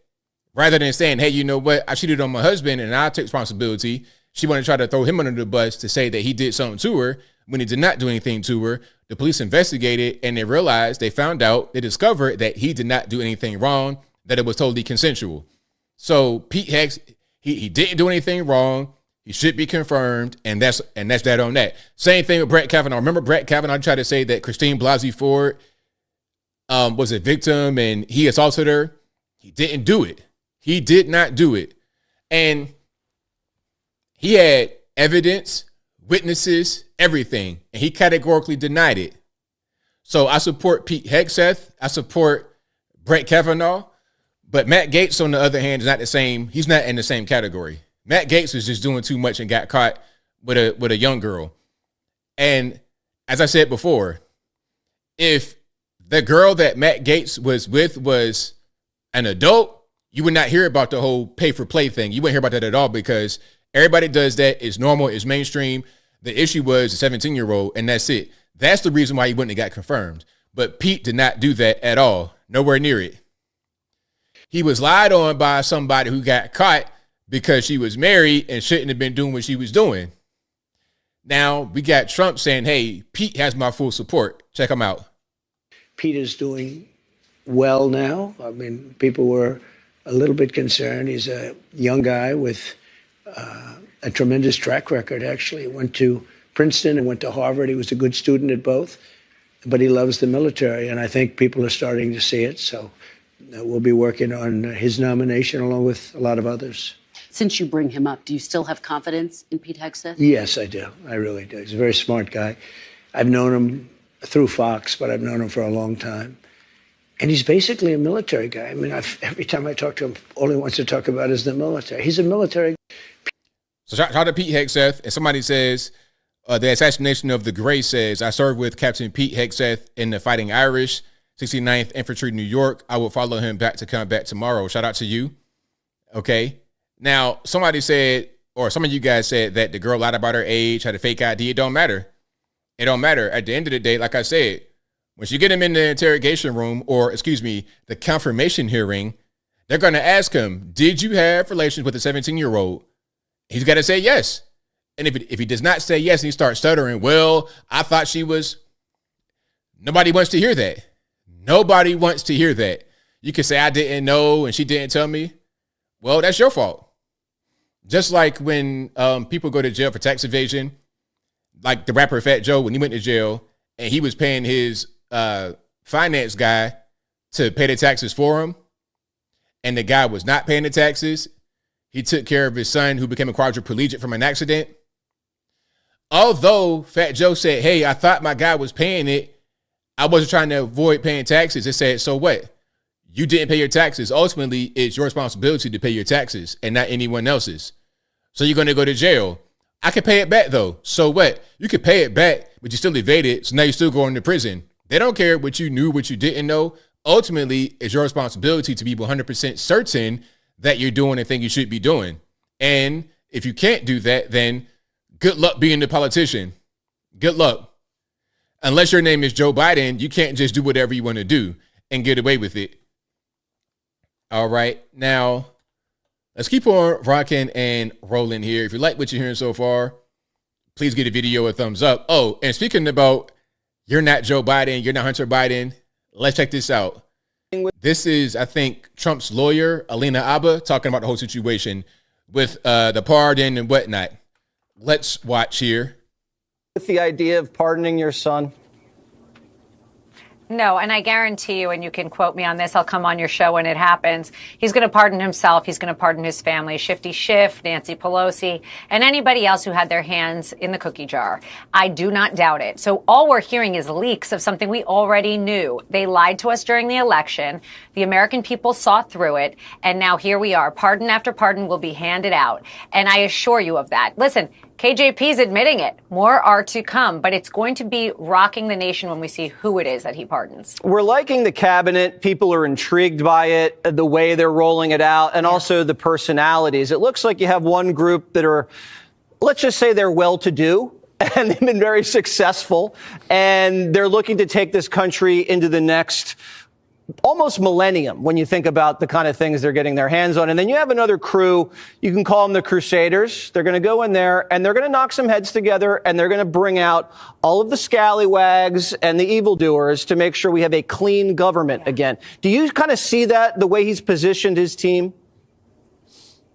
It's absolutely what it is. If you look at the fact that we have billionaires who have created companies now helping to clean up a bad economy, clean up a government where we don't have efficient spending, and run the country like they run their businesses, much like Donald Trump. That's why he's a billionaire. And then you have the other side, the Cash Patels, the Pete Hegseths, the people that they're hitting hard because they know they're going to come in, fire you, clean up, and make you be accountable. And that's where the pardons come in. But I can tell you Donald Trump and his entire cabinet and team are going to clean up America so fast, our heads will be spinning, and it will be the best thing that's ever happened to our country. So do you guys think he's going to go on a pardoning streak?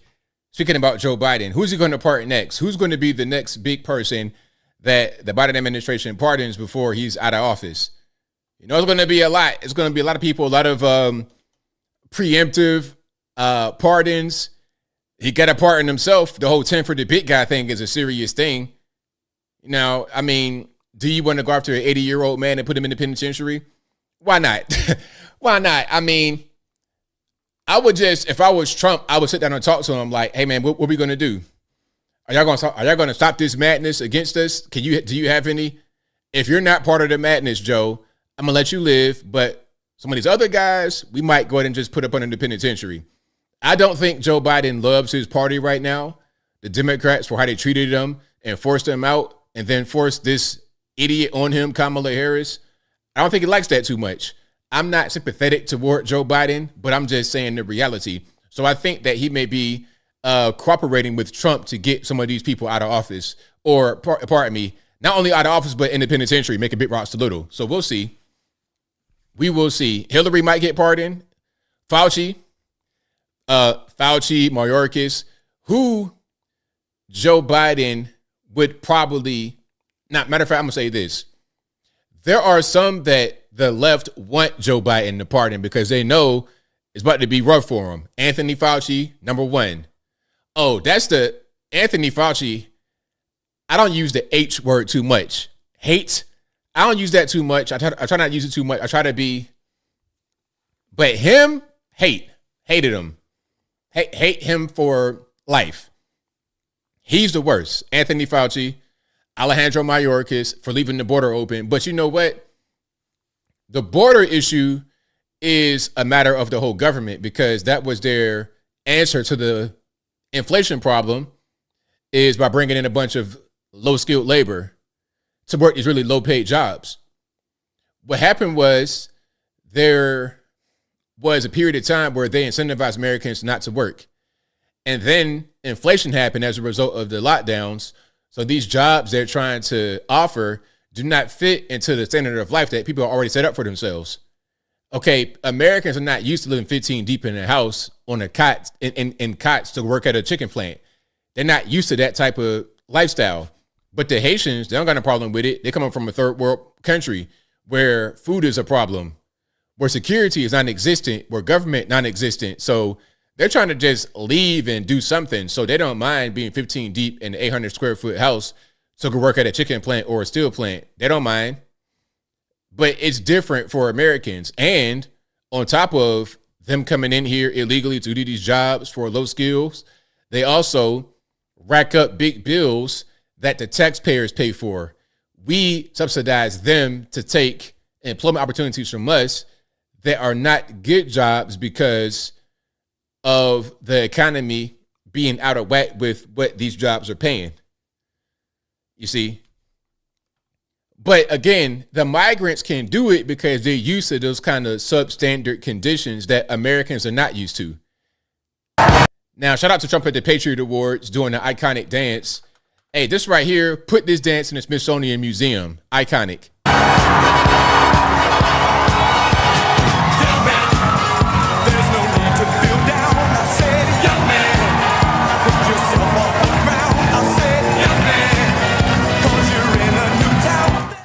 And the golf swing, shout out to the golf swing.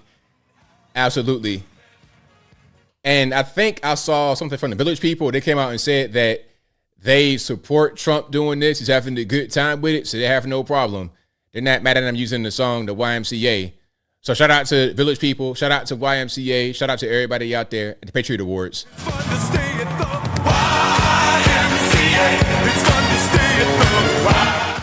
Trump got some dance moves. Trump then remixed it, put the golf swing in there. You know, the whole situation. Iconic dance all over the world. People are doing that. All on the TikToks, everywhere. Everybody's doing that. Yeah, Trump's the cool pawpaw. Trump's the cool pawpaw. 100%. All right. So look, we got just a random person right here in there in the living room, like a very young person. Doing the dance. It's for everybody. Everybody can relate to it.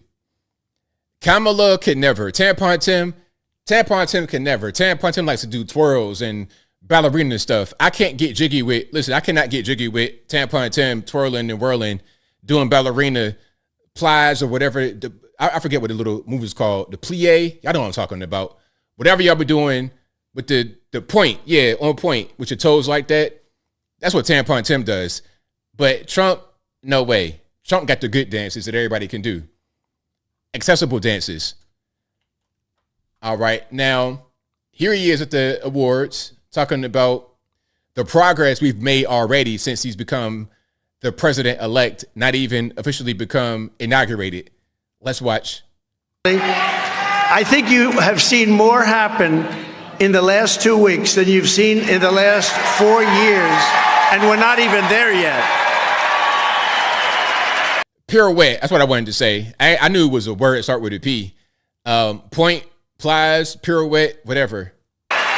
I think you have seen more happen in the last 2 weeks than you've seen in the last 4 years, and we're not even there yet. 100%. A lot has been happening in the past 2 weeks. Over the past 4 years, man, it's just red tape, just a mess of red tape and nonsense. It's been way too much. All right, now let's keep moving here. Nancy Mace has a message to the protesters. Remember I showed you that clip earlier of these people dancing in the women's restroom? For like, I'm seeing these football player looking dudes in there. You got a dude with a whole beard and a low cut looking like Emmitt Smith, Edgerrin James, Clinton Portis, NFL Hall of Fame running back. You about to get 200 yards a game every game for 10 years. You're looking like that in the women's restroom, twerking and stuff. Like, what's going on? So those people in the women's restroom, the protesters against Nancy Mace, she has some words for them. Check it out. All right, so some tranny protesters showed up at the Capitol today to protest my bathroom bill. But they got arrested. Poor things. So I have a message for the protesters who got arrested. You ready? You have the right to remain silent. Anything you say can and will be used against you in a court of law. You have the right to speak to an attorney, be present during any question. If you cannot afford an attorney, I doubt many of you can, one will be provided to you at the government's expense. There you go. So shout out to them. Now, I'm not quite sure if it was the same ones in the bathroom. I think they might have been staffers. But some people got arrested because they wanted to be out there protesting. All right, yeah, enjoy your stay in the jail cell. Enjoy that. Now, we got to get to Brian Thompson. Brian Thompson, the CEO of United Healthcare, who was deleted on Wednesday morning. This seems to be a lot of the opinion of the left. I was looking at some of the social media comments, and I try to stay away from social media, but it said some of the comments were thoughts and deductibles to the family. One of the comments was, unfortunately, my condolences are out of network. And so I think it really, isn't that something? I really think it's reflective about how people are feeling about their health care. And if you look at this particular CEO, while he made about $10 million a year, which is not actually unusual for a CEO of a company this size, this particular health company, United Healthcare, is the largest company that's responsible for Medicare programs for people over the age of 65. And our country is one of the only countries that doesn't have universal health care. Okay, I got to just pause right quick. Now, there's so much. Universal health care, what's it got to do with the CEO of United Healthcare? What's it got to do with him? Like, is he a government official? I don't understand. Is he part of legislature? Is he part of Congress? Can he make that be so? Can he just change laws in this country to provide so-called universal health care? And we don't take care of our elderly, and people are feeling the pinch. We talk about that all the time. And I think people are really angry at the healthcare system. And unfortunately, it's translating to this father. All right, so I'm not quite sure that she is agreeing with people that say that he deserved it, all this, that, and the third. Because that's crazy. It's like, normies will assign blame to the CEO for what the company did not do for them. Okay, you were denied treatment or something. You were denied X, Y, and Z, and you want to take out your frustration on the CEO. When in reality, the CEO is an employee, the same as the person on the phone you talked to that denied you the coverage to begin with. He's an employee. If the CEO does a thing that the board doesn't like, his bosses, if he does a thing that they don't like, if he doesn't make the company money, not only will he be fired, but he could be sued. If you do things that don't make the company money and they can prove you did it on purpose, you might face a criminal charge. That could be considered espionage. Like, it's not as simple as blame the CEO. He's an employee hired to do a specific job. If he doesn't do that job well, he loses his job. And part of doing his job well may be to have policy that could result in you getting a denial. But that's not him just wanting to be an evil person. That's him doing the bidding of the board. Does it make sense? Am I wrong? I'm not worried. So this right here, if you're kind of confused, this is a lookalike contest of the actual shooter who deleted Mr. Brian Thompson. May he rest in peace. Prayers out to his family. He had 2 kids and a wife. Not a CEO, so I feel pretty safe. Like, if I was a CEO, I would be worried, to tell you the truth. But given that I'm not, I'm just your average working class man. And people say, oh, the CEO got paid $11 million. What's that got to do with it? What does the pay got to do with it? And you know what? Part of that pay is hazard pay because people are going to blame you when things go wrong and they might want to do something to you, which is exactly what happened right here. You see what I'm saying? So that's what that is. Why don't we have much more? There's like city bikes around here. Like I can just yeah. A little something like that. That's a little tricky. So that's what that is. You can't really hear them talking, but it having a lookalike contest because I guess it's funny to them that he got killed in the middle of Manhattan. But look, though, if the CEO got deleted in the middle of Manhattan, the same thing can happen to anybody out there. So I wouldn't really celebrate that. And it's like, what did he do that deserved death? Just working the job? And let's not act like what he did would be any different than what anybody else would do in that same situation. Now, somebody says, instead of paying the CEO $11 million, put that into the American working class health insurance. What does that mean? What does that really mean, though? I don't understand. $11 million, that ain't that much money. That's that communist kind of mindset, but they won't even go nowhere. $11 million, how much is that really? Okay, let's say it's $10 million. Let's do a little bit of math. If we just, I don't know what you want to do with $11 million. What's that going to do? It's just a drop in the bucket. I mean, Kamala's campaign spent $2.5 billion with a B. What's $11 million going to do? If you just take that away from him completely and divide it among their employees, how many employees are there of United Healthcare? United Healthcare employee number. Can I find it out that way? Let's see. Number of UHG. Okay, there we go. So they have 400,000 employees. 400,000. So look, okay, can we do a little bit of math? What's 11 million divided by 400,000? It ain't that much money. I can tell you right now. What, $20, $100 at the max? Hold on, let me do my math. I failed math in school. Y'all pardon me. I don't know 1 + 1 is. So 11 million divided by 400,000 is $27.5. It is 27.5. You can't see it. So you get a cool $25. Congratulations. You got $25. Now what are we going to do with that money? How is that going to help anybody? How's it going to help anybody? $25. Hey, you get McDonald's for 2 with no drinks. You got to go drink water from the tap at your house. That's it. So I don't get it. People just want to blame somebody. That's all. When in reality, you barking up the wrong tree. Let's go and see more about the shooter. He was here in this corner. Okay, we got my brother out here from somewhere, Haiti, Nigeria, somewhere. He was here in this corner the whole night. Yeah. Who was on the corner? The guy who shot the guy. The driver told me he was hanging around whole night waiting for the guy, the shooter, and he just inside the car waiting for him. Soon he see him, he just shot him. That's all I know. He was here in this corner the whole night. He was here in this corner the whole night. He was waiting on the guy to come, and he finally come and he shoot him dead right there on the ground. So they're saying that guy was laying in wait the whole night. Now, when I was watching a lot of videos and reading on it, I was hearing that he was only there for 5 minutes, laying wait for 5 minutes, but now he was there the whole night. So maybe he was just waiting. He sees the guy and then takes the shot. Now, they're saying that the guy might not have been very professional. He was semi-professional. Some say he was not professional. Some say that he was. And the way that he did this made him look unprofessional. He shot the guy right on front of a camera. His gun jammed and he was struggling to get it unjammed. So I don't know if he was a pro or not, but regardless, he was most certainly sent there and paid some money to do what he did. Okay, that's clear.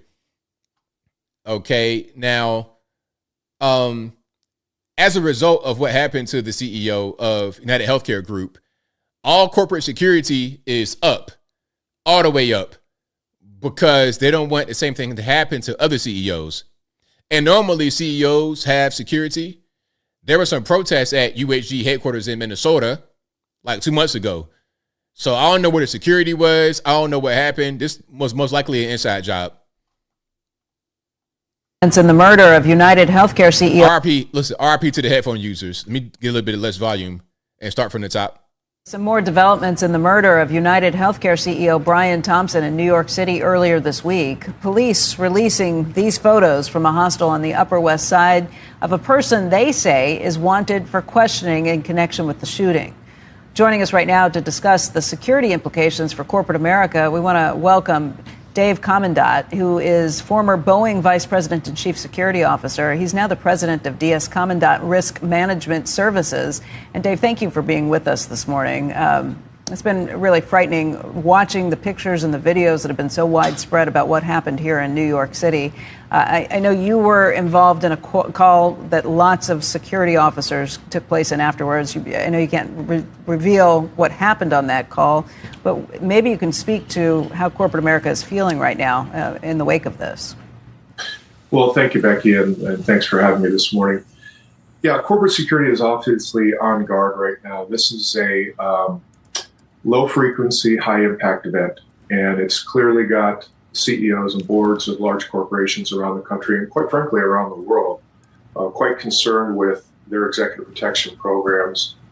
And now, do y'all think that this is going to be a pattern? You're going to have copycats to do this? Because a lot of these leftists on the internet especially are saying, hey, you know what else are you going to do? This is an inevitable occurrence, all this, that, and the third.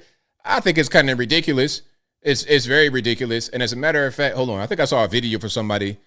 Taylor Lorenz, you might know who that is, you might not know who that is, but she was talking about the same thing, saying, well, what else are you going to do? I mean, people are denied coverage. Why not just go ahead and delete the actual CEO of the company? Why not?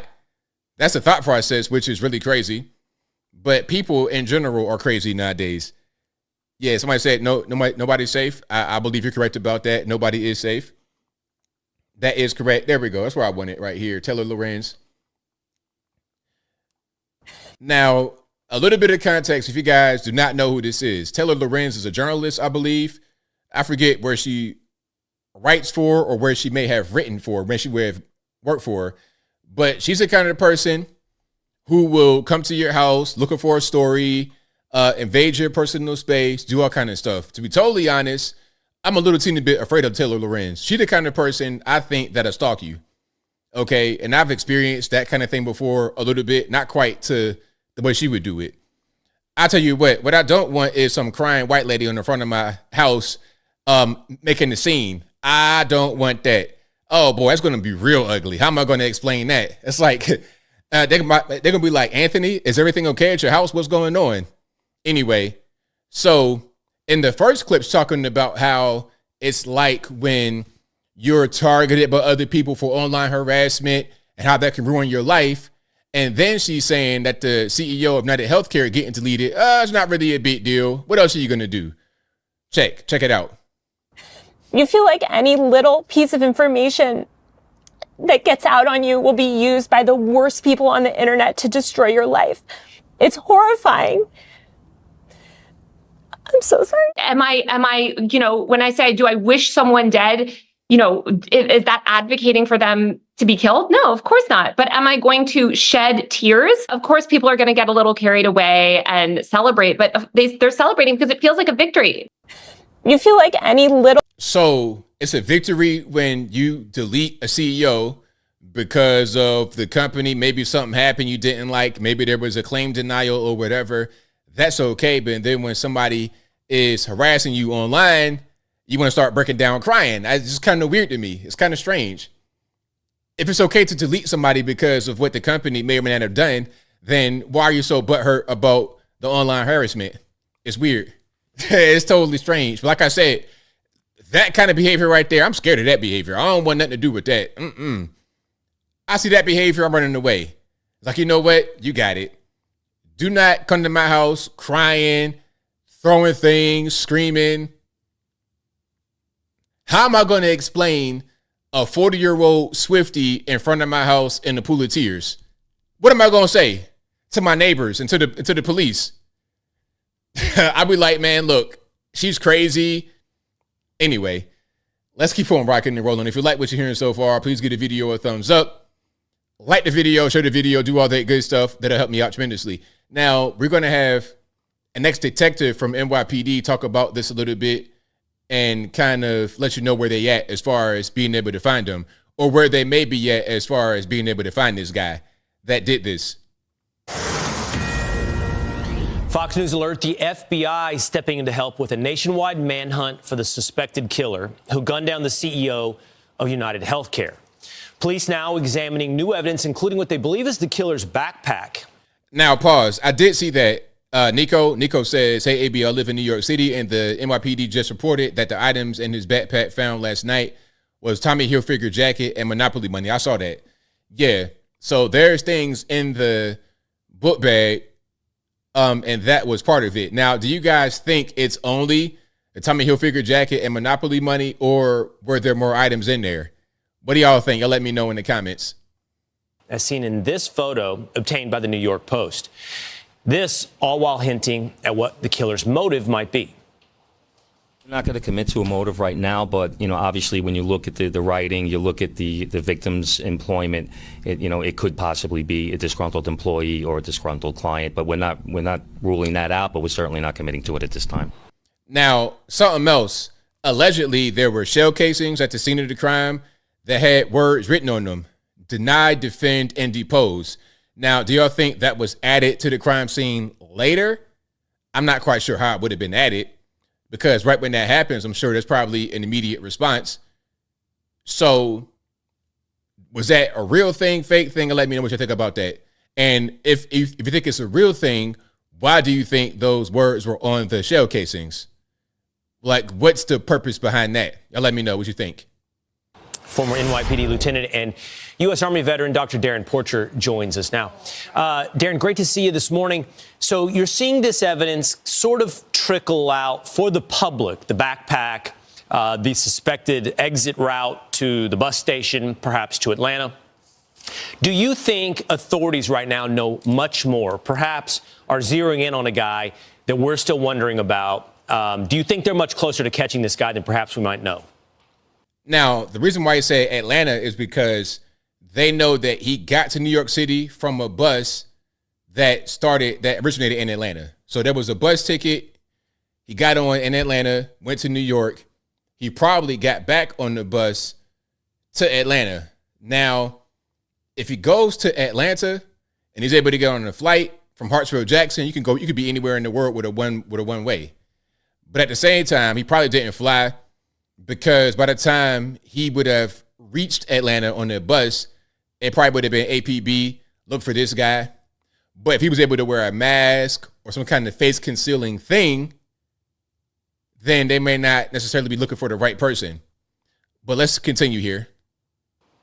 Well, good morning, Will, and good morning to the viewers. And I believe that police have far more information that they're revealing to the public. I think that when we look at this backpack, for example, based on the puffiness, it's clear that it's populated with items. And what's going to happen is the NYPD is going to transport that backpack to their crime scene lab in Jamaica, Queens, to conduct a forensic investigation on the items that are contained in that bag, because those items can be germane in establishing an ID for who the individual in question would be. I think that we have more than enough at this point in time, because the killer has blinked on several occasions. And so I just think it's a matter of days or even hours before we have a capture of this violent individual that killed the CEO of United Healthcare on the streets of New York. So do you think that they're going to find him? You think they're going to, is he gone for good? Now, the NYPD came out and said that he's gone. He's left New York. So there's no more trying to be in Central Park, all this, that, and the third. He's left New York. But will they be able to find him? That's the $1 million question. That is the central question. We'll see how that goes here. And also, you think he's a white guy, some kind of Arab, some kind of something else? I can't really tell. I'm seeing this big crazy nose, but I don't know what that could be. That could be anything. That could be somebody from Southern Europe. It could be a North African. I don't know what that is. We'll see. We will see. And if you like what you're hearing so far, I know what to do. Please give the video a thumbs up. Like the video, share the video, do all that good stuff. That'll help me out tremendously. All righty. So look, Daniel Penny, my man, the hero, the savior. If you want to prosecute Daniel Penny and lock him up for what happened, let's go back to that time, to what happened. Now, Daniel Penny, this is early 2023. I think it might have been March or so, 2023. I know it was last year. Daniel Penny's on the subway, and there's a Michael Jackson performer and impersonator, Jordan Neely. Now, Jordan Neely, when he's not dancing like Michael, I suppose, has severe mental problems, or he had, past tense, severe mental problems. And he was known for harassing people, threatening people on the subway system, on cars, off the cars. He was known for it. He was on a list of like the top 10 people that needed help in New York City, mental health help. He had a problem, and it was a consistent thing with him. Violent outbursts, a dangerous person. Now, he's doing the same thing again on a subway car one day, threatening people, terrorizing people, the whole 9 yards. Now, here comes Daniel Penny trying to save the day, trying to intervene, and he does save the day. He does intervene. He's able to get Jordan Neely in a restraint, chokehold, whatever you want to call it. The point of the hold was to keep him from hurting anybody and from hurting himself. Because, again, you're dealing with somebody that got a bad mental problem. Now, while in this hold, maybe something happens, I'm not really sure, but shortly thereafter, Jordan Neely dies. Daniel Penny is now being brought up on charges. There was a black guy who did something similar. Y'all remember that story of the black guy that was on the train? Y'all, if y'all know that guy's name or the story, let me know and I'll bring it up. The black guy did something similar, no charges. On the subway system in New York City, no charges. And I think that case, his sister or his girlfriend or somebody was being harassed by somebody, and the guy intervened, fought the guy. I think the guy died or got seriously injured, and there's no charges. But Daniel Penny, on the other hand, white guy, holding a black guy, restraining them, and the black guy dies. Let's get the white guy prosecuted. It's an Alvin Bragg situation. Alvin Bragg, these people, man, Alvin Bragg, Fanny, however you say her dumb name, these people need to get locked up themselves because this is prosecutorial misconduct. Why would you try to get this guy locked up on a murder charge or manslaughter, whatever that was, for what was clearly an accident, what was clearly an intervention that needed to happen because of the person being dangerous on the train? Like, what's going on? Yeah, he had a history of attacking women, Jordan Neely, that is. He had a documented history of attacking women. He had a rap sheet. He had already been to jail. This guy was just a bad person. So the black guy stabbed the other guy, and the black guy is the one that got off. Okay? The black guy's the one that got off. No charges, no nothing. They wanted to charge him at first, but then they said, nah, let's not do that. It's fine. Now, look, if you're on the train and this happens and nobody's there to help you, no one's there to save the day, understand that Daniel Penny exists. Understand that his life's turned upside down. Even if he gets off what you should get off, even if he does get off, this has been going on for 1.5 years, almost 2 years. Why would you want that for your life, even if you don't get locked up eventually? Why would you want that? All right, so let's check it out here. This is not that incident. It's just an incident that could happen on the train. And you're going to find yourself here with nobody to help you if this kind of thing becomes the norm, prosecuting Good Samaritans.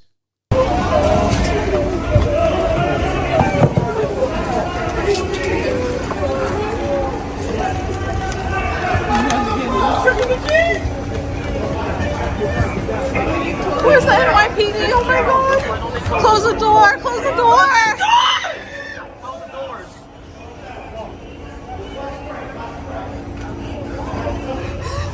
Oh my God! Where's the NYPD? Where's Daniel Penny? Where's the Good Samaritan? Where are the men that stand up for the women and the children? Where they at? I'm out of my business. And it's New York. I don't have a gun, so what am I going to do? I'm helpless. I can't do anything. So if the bad man kicks the door down and is ready to delete me, I'm just out of luck, right? Oh my God! We're better than this.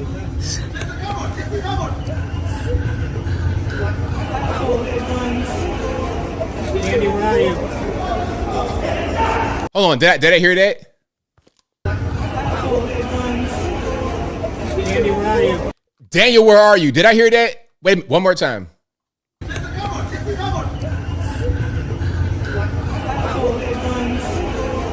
Andy, where are you? He's locked up. He's going to court. That's where he is. He's going to court. That's like trying to prosecute Batman and Gotham running out of control. Joker, everybody doing whatever they want to do. No more bats. I'm gonna do what I want. That's what's happening right now. Congratulations. You want to defund the police. All right, cool. No problem. You want to lock up Good Samaritans. Cool. You got it. So who's going to save you when the things when everything falls apart, when the stuff hits the fan? Who's going to be there to fix it? Huh? Did y'all hear it? I know it wasn't just me. Andy, we're not going to say Andy. We're going to say Daniel Penny. That's what we're going to say. Even if it was Andy, we're going to say Daniel Penny because that's who was needed right there in that moment. A Daniel Penny, NYPD, somebody to save the day. Okay? Somebody to step up and say something, to do something. So yeah, shout out to everybody in New York City, man. Hopefully you guys can tighten up. Now, this is a video from Daniel Penny that came out quite a while ago. Let's just watch some of this. East Village in Manhattan, so I take the subway multiple times a day.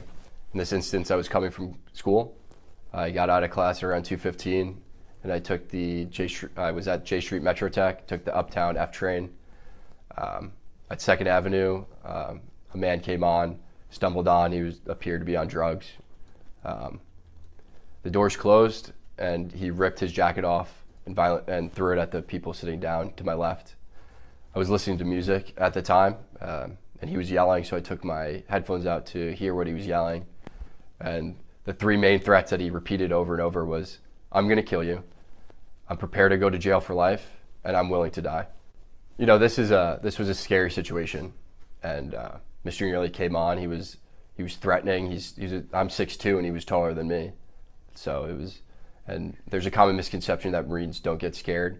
We're actually taught one of our core values is courage, and courage is not the absence of fear, but how you handle fear.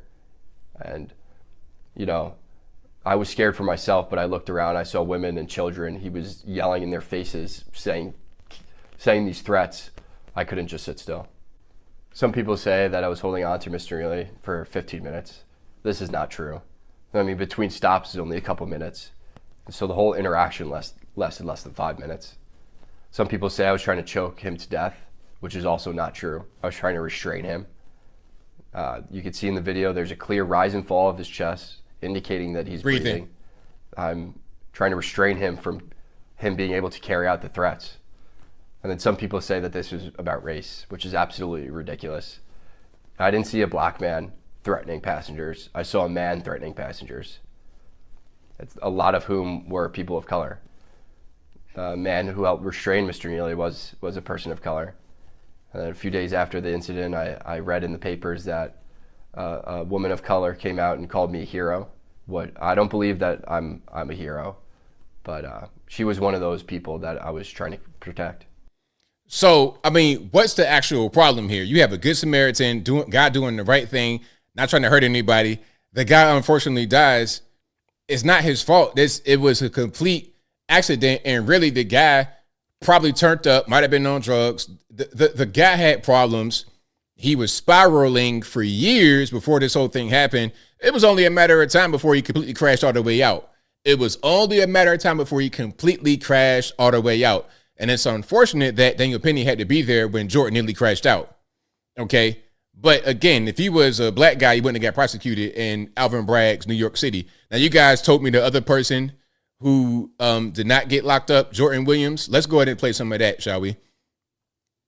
Jordan Williams, the man accused of fatally stabbing a subway rider, is free this morning following his arraignment. His lawyer. Now, this video is from June 16th, 2023, not too long after the Jordan Nearly thing happened. On the same subway system. Let's start from the top. New York City subway system, same place. Let's check it out. Jordan Williams, the man accused of fatally stabbing a subway rider, is free this morning following his arraignment. His lawyers say Williams was acting in self-defense. Let's get right to Fox 5's Briella Tomasetti. She joins us live in studio with the details. Good morning, Briella. Yeah, Dan and Tashani, Jordan Williams was charged with manslaughter, but the judge decided he wasn't a flight risk and allowed him to go home. The judge even told Williams in court, quote, "I think you have your whole life ahead of you and every reason to fight this case."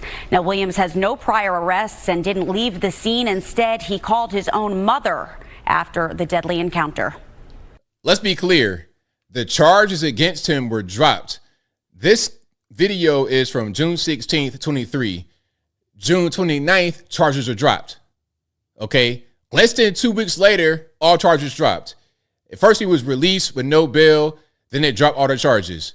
But Daniel Penny, on the other hand, has been fighting the case since then and still might get locked up, and he shouldn't be locked up. But let's watch this case and see what happened here.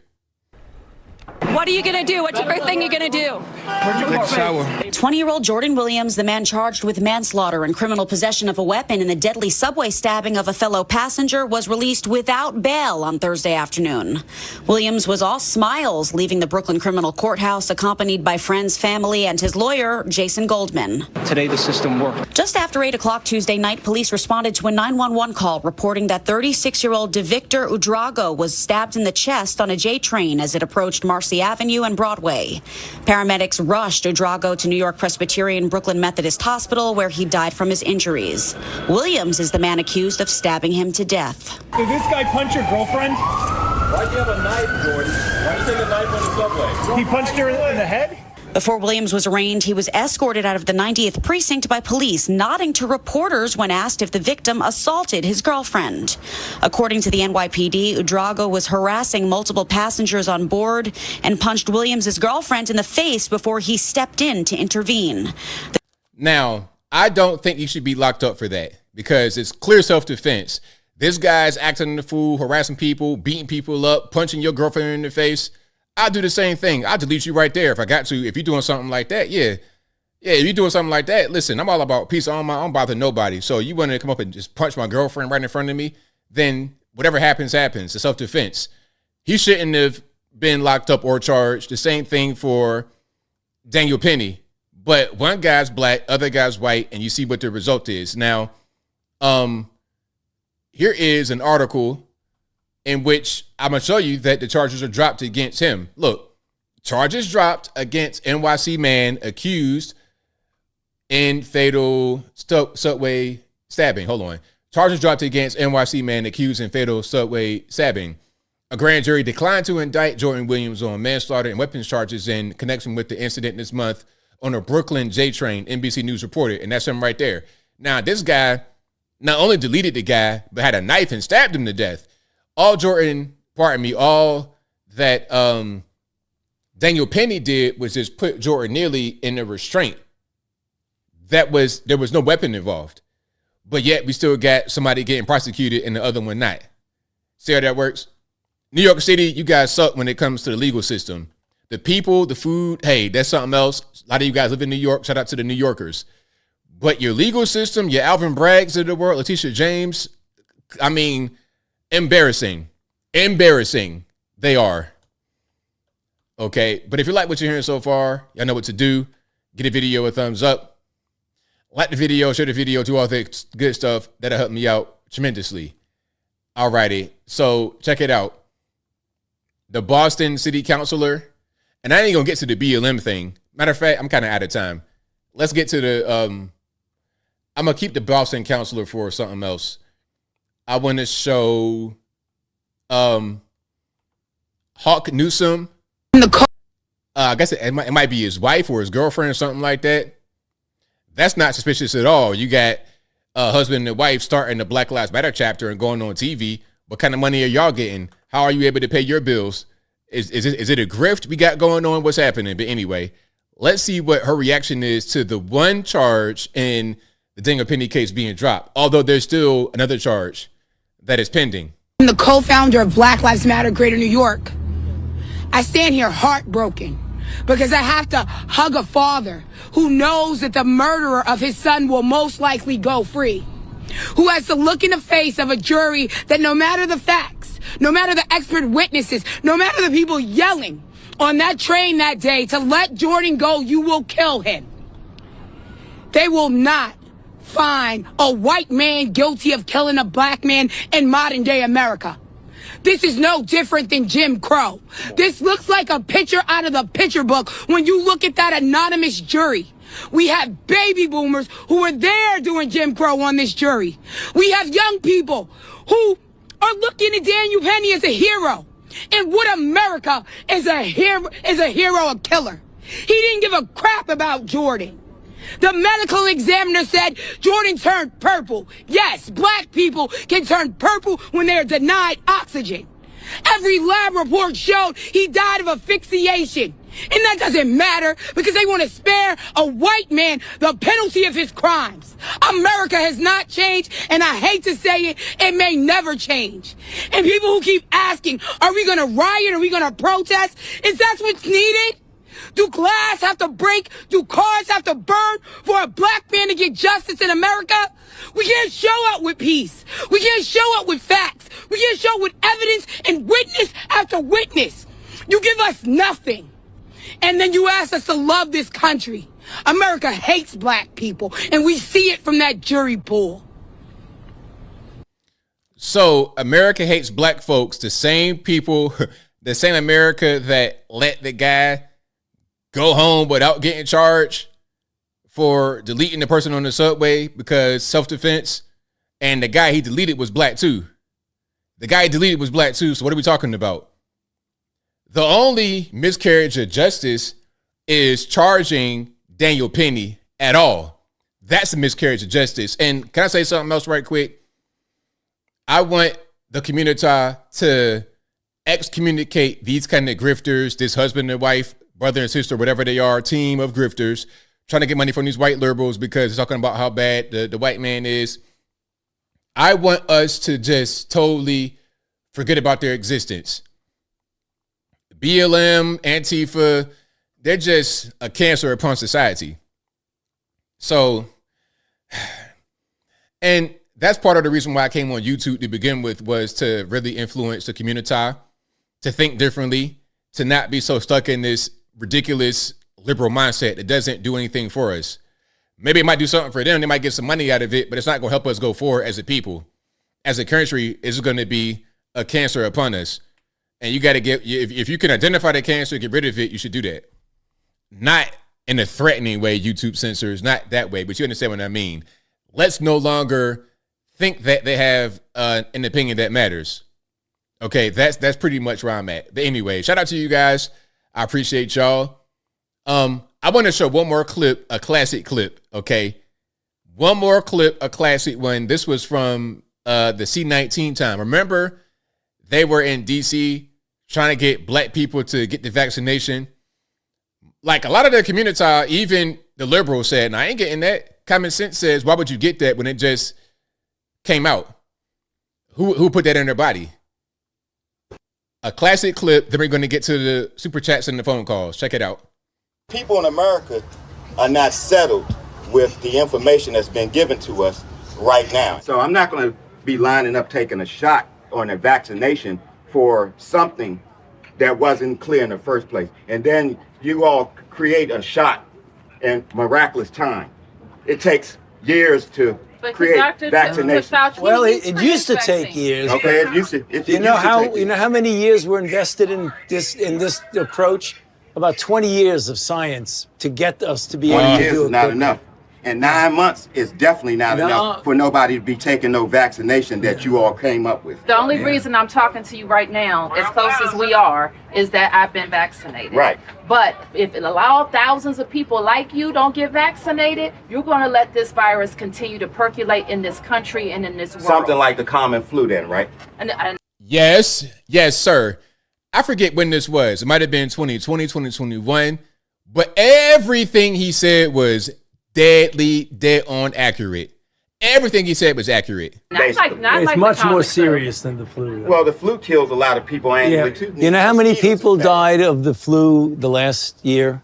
I mean, not this year, virtually none, but the previous year, about 20 to 30,000. You know how many people have died from COVID-19 in the United States? 600,000 Americans. Well, the number that you all given that died, that's once again, that's you all's number. you going to pass. Yeah, definitely. Because when you start talking about paying people to get vaccinated, when you start talking about incentivizing things to get people vaccinated, it's something else going on with that. Something else going on. It is something going on There's with something it. else You're going right. on But with I'm it. glad millions of people like me and most everybody here didn't get an incentive. You know what their incentive was? Protecting their health and protecting the city. But I won't keep you anymore. It's okay, because No. Where you going? Hey, Miss Bowser, Fauci, where you going? Don't go nowhere. He's having a conversation. We're not done talking. Don't go nowhere. Stay right here. Come on. They love doing that. They love trying to get the last word and try to do the mic drop. They love the walk away mic drop. Nah. Don't go nowhere. We're not done talking. And protecting the city. But I won't keep you anymore. It's okay, because y'all campaign is about fear. It's about inciting fear in people. You all attack people with fear. That's what this pandemic is. It's a fear. It's fear, this pandemic. That's all it is. Love it. Love it. Love it. Fauci, you got to go, man. Big rocks, little rocks. So that clip, when was that? Was that 2020 or 21? Whenever it was right on point. And a little bit of context. So that was the mayor of D.C., Mayor Bowser, and Fauci going door to door, trying to convince people in D.C. to get vaccinated. But we weren't going for it. My cousin and them were not going for it. No. Everything he said was right on point. It's like the common flu. And what did they do now? They put the C-19 and the flu shot together at CVS. It's the flu. Okay, it's a different strain of flu, basically. The Spanish flu deleted a lot of people. Same thing with the flu that we always get. It's the same situation. The head cold, coronavirus, head cold. That's all that it was. So yeah, shout out to him. And if you like what you heard so far, if you like what you're hearing so far tonight, please give the video a thumbs up. Like the video, share the video, do all that good stuff. That'll help me out tremendously. All right, we got super chats on deck. Then we're going to get to the calls. The number to call is 434-658-1220. Again, the number to call, 434-658-1220. Thank you to Retro AI for becoming a supporter. Thank you to It Is Now, who says LFG. Thank you to It's Now for becoming an ABL supporter. Thank you to Chad Aker, who says ABL never talks about the Jays. Oh, you wanted them. You wanted them to blame the white man. They got a white man to blame. It's all the Jews' fault. You wanted them type of people. Since you can't blame the white man because you're white, you wanted to blame another kind of white man. That's a dumbest argument in the world. And let's just say you're right that the Jays control everything. Okay, what you going to do about it? Nothing. Cry about it. What's the point in talking about it if you ain't going to do nothing about it? Anyway, shout out to Michael Critchlow, who says, learn not the way of the heathen. The customs are vain. They cut a tree out of the forest. They deck it with silver and gold. Jeremiah 10. Thank you to It's Lanita, who says, I'm in Michigan. Those cities are 20 minutes from Detroit. Wow. That was the cities that were targeted by the people who were from the south of the border for burglaries, $1 million homes being burglarized by South American gangs. Thank you to Steel Tote, who says, all those folks are part of the Biden crime family. Thank you to Skit So, who says, Anthony, I believe this was accounting fraud. Thank you to Get Over It, who says, ABL, I'm very late, but I want to thank you for all your hard work and helping bring this country back. I've been following you since 2017. You, Candace Tatum, Jericho Green, or some of the originals. Thanks, brother. Hey, shout out to you. Appreciate the support, as always. Thank you to Goofy for Jesus, who says, Moshi, y'all, big hugs. Great stream, ABL. Thank you for that. Thank you to Joseph Kendricks for the donation. Was there some buildings? Shout out to you. Thank you to Ryan Henderson, who says, Daniel Penny was a hero, and the P was a 0. All peeps matter, and stop the deletion of all people by criminals. Shout out to you. Right on. All righty. We got calls on deck. Let's go ahead and get straight into it. The number to call, 434-658-1220. If it doesn't work right, if Skype is not working right, don't blame me, blame the white man. But there is an email for Skype right there in the bottom left-hand corner, in the description box, and you could be in the bottom left-hand corner of the screen. The number's always in the ticker. It was just up there. It's always in the box if you want to check it out there and call it. 434-658-1220. Let me get the sound together and we shall get rocking and rolling. All righty, let's go. There we go. We are good. All right, Skype caller, who am I speaking to? You're speaking to Steve.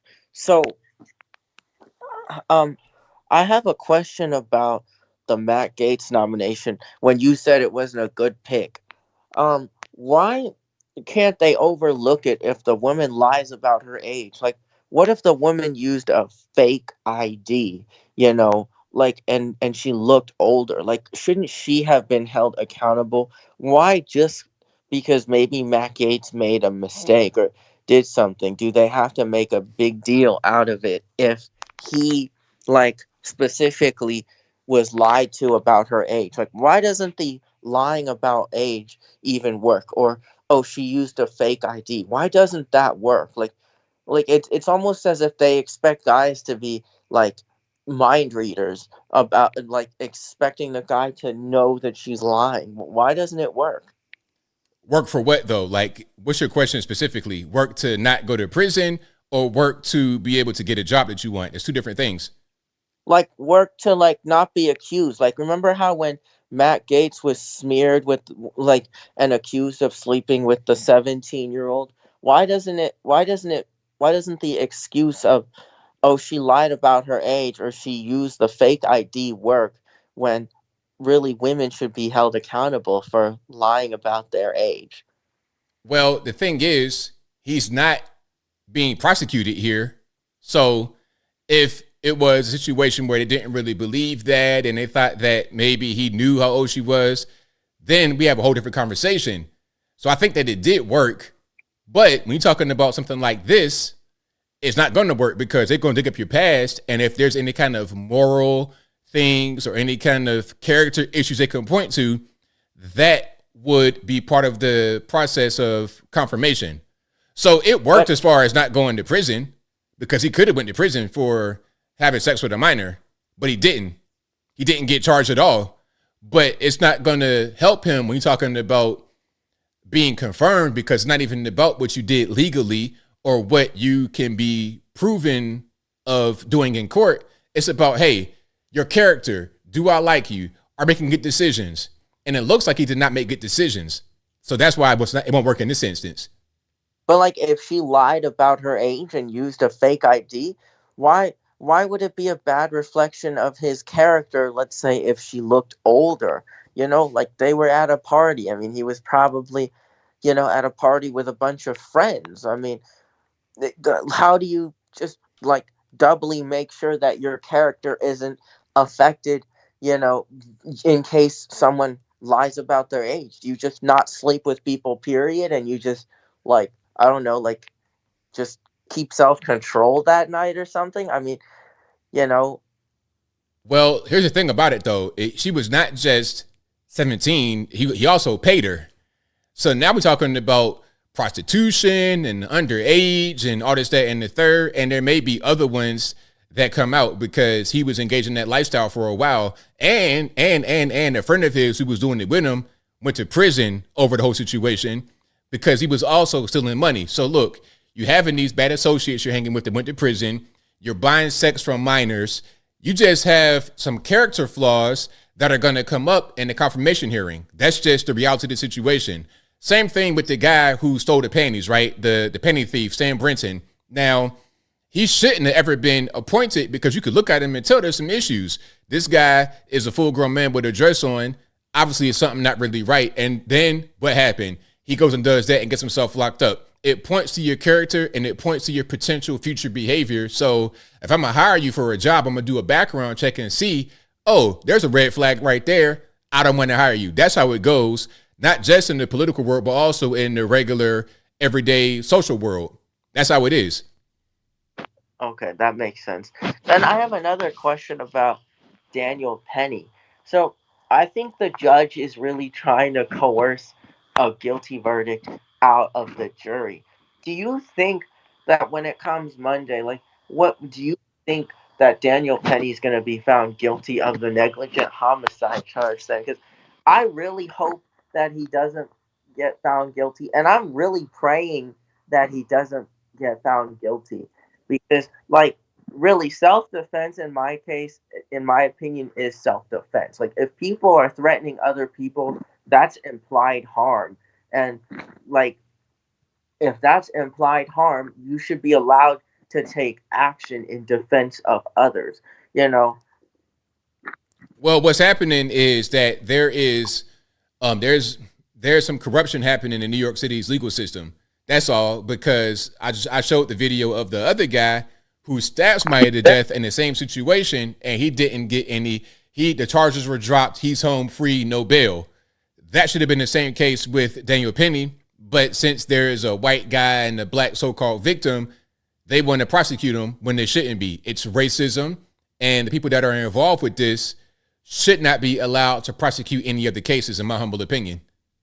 So they're basically violating the 1968-ish Civil Rights Act, and therefore they should be sued for violating Daniel Penny's Civil Rights Acts because they're basically prosecuting him, but they let Jordan Williams go. So I hope when he's found not guilty, or if he appeals and the case is thrown out due to self-defense, I hope to God that he sues Alvin Bragg and Daphne Yorin, or whatever her name is. I hope that he sues her for violating his civil rights, because that's basically a racist prosecution, and if he can find proof, he should sue her, because I think it's time to hold these people accountable. Like, I'm all about America first. I cannot stand it when people are prosecuting other people based off of race. When I hear these cases, it just makes my blood boil. I agree with you, man, 100%. Well, thank you for your call. I definitely appreciate you, boss. Yep. Thank you. It was nice talking to you, Mr. Anthony, and thanks for all the work that you do, because I started following you in 2019. Right on, man. I'm going to keep on going for you. So thank you, man. Appreciate you. Yeah. All right. Shout out to the caller. Great call. Great questions. Really good questions. Yeah. Fantastic questions. I mean, there was a good one about Matt Gaetz. It's like, well, she lied, but see, it don't matter though. And when you get to be, I will tell it to any young man, especially, you want to be out here dealing with these women and doing that kind of lifestyle that Matt Gaetz was doing, be very careful. Be very careful. Do background checks, check IDs. And you got some of these guys that have the women sign contracts, NDAs. You got to be very careful, man, because that can't come back to haunt you. And again, if she was over age, you wouldn't have heard about it. If she was 18, it wouldn't have been a thing. But when you go to the Senate confirmation hearing, what are they going to say? Did you have relations with a 17-year-old girl? You got to say yes. Oh, but I didn't know. So what? It don't matter. He's lucky he didn't go to prison. So he dodged that bullet, but you can't dodge the other one. All right, let's go to 260. You're on the line. Who am I speaking to? Hi, ABL. Let me turn this down real quick. How's your evening going? Everything's good, man. How about yourself? Feeling good. I called in the past as a BBP demand. Well, I just kind of want to touch on the whole United Healthcare CEO. Hold on. Before you start, it's a lot of static and stuff, and I can also hear myself in the background. Am I on speaker? Off the volume on YouTube. Am I on speaker? Not on speaker either. Do you have headphones in, like Bluetooth or something? No, it's like a Wi-Fi call. Maybe that's part of it. Yeah, I don't know. Well, I mean, if it's like going back and forth, I mean, I'll just leave the call and let somebody else call. My bad. It's all good, man. Thank you for the call. Yeah, I don't know what's going on with this. Yeah, the walkie-talkie. Next tail chirp action. All right, let's keep on rocking here. Let's go 435. You're online. Who am I speaking to? Hey, ABL, what's up? This is Mason out of Utah. All righty, man. What's going on? Hey, just wanted to call in. I love your show. I've been watching you for a while. I think I found you in 2020 during like the BLM stuff and stuff. But ever since then, man, I've just been watching you. You've been great. I love sharing your videos too. I just love the way you word things sometimes, man. You're just a really smart guy, and you're really doing good work out there, man. I also wanted to ask you a question, see if you know. I know it's been like maybe a week or so since you talked about Gavin Newsom really at all, but I wanted to see if you could guess what kind of electric vehicle he owns. A Tesla? Yes, sir. Of course. I mean, Can you believe that? I would expect it, because they all do that. They always say how bad Elon is. They hate Elon because of the whole Trump connection, yet they all drive Teslas. Hilarious. Oh, yeah, absolutely. But yeah, that's all I got going on. So just hoping you're having a good day, and thanks for doing your show all the time. Thanks for the call, man. Definitely appreciate you. You too. See ya. Yeah, of course they all gonna have Teslas. That's how they rock. Let's keep on rocking and rolling. Let's go to 403 on the line. Who am I speaking to? Hey, yo. What's up? We on? Hold on. Sorry. We good? We're good, boss. What's happening? Yeah, ABL. It's Joseph calling from Calgary, Canada. Want to give a shout out to Miss Adams real quick, but I have a question for you. With all these Trump appointments getting disavowed or people causing controversy, at what point do we just call recession or recess appointments? And can you call a recess appointment after a Supreme Court or whatever the Congress, you know what they do? They go through the whole thing. Sorry, let me gather myself here for a second. You know what I'm saying, right? I got you. I'm not sure what they can do. I'm not sure what he can do to really get beyond the controversy of some of the picks, because at the end of the day, you got to get confirmed by the Senate. So it is what it is. At the end of the day, right? But he can call a recess appointment, which is 280 days, and then they have to do another congressional appointment. Could be another 280 days. Could be a full year before Pete Hesketh or whoever, or Kash Patel, whoever gets in. But can he not? Does he have to go through the Senate appointment? Does he have to go through that whole Senate process before a recess appointment? I don't know. Do you know? I don't know about the details of how that will operate. Yeah, that's tricky, right? It's so tricky right now. They're trying to trip him up. Like, they're trying to trip him up hard, and that's fine. We expect that from the establishment. But I expect he should recess appointment Pete Hesketh, recess appointment Kash Patel. Let's get this thing going. That's what I'm saying. Well, we'll see how that can work, but I don't really know about that level of it. But we'll see. At the end of the day, I just want the best people to be in there. And you and me both, all of us both, I'm from Canada, can't do it. But if it goes through the Senate appointment and the Senate says no can do, can he recess appointment that person? Or after the Senate appointment process has gone through, can he recess appointment after that? I think it's so tricky right now. Is what I feel like. I don't think you can't really get beyond that Senate approval process. So like any kind of little tricks you can do is not going to be permanent. So I would just want them to get confirmed outright without having to go through all the games. Yeah. No more games. Trump got appointed, popular vote, Senate, electoral college vote. No more games, America. Let's go. Let's do this. This one for. Peace out to you. Peace out to Miss Adams. Out. Thanks for the call. Appreciate it. All right. So do you guys know about that? The recess appointments? How would that really work? I don't know. That's beyond me. I don't really know how you're going to get beyond the Senate confirmation hearing process. But if you guys know, you'll let me know in the comments. Let's keep on rocking and rolling. Let's go to 469. You know, line who am I speaking to? Hey, this is Aaron out of Lubbock, Texas, calling once again. How you doing, man? I'm doing well, man. How about yourself? Better than I deserve, as Dave Ramsey would say. Right on. I got a question for you. It's slightly related to politics, but not necessarily the whole Trump appointment things. So I hope that's all right. I have a question about local politics. And I saw this thing online that's a little bit alarming to me, that 70% of elections in the November election, across all 50 states, 70% of them were positions that ran unopposed. And I feel like not enough people are paying attention to local politics. Do you see this as a problem? Yes, it is a problem. It's been a problem for a long time. And I always tell people that the national election, the president, whatever, that's good to vote in. That's great that you do that. But you got to focus on your local, because that's going to dictate your everyday life more than the federal. So that's really important. And a prime example of this is the whole thing with Tiffany Henyard in Dalton, Illinois, the crazy mayor that's pretty much holding her town hostage.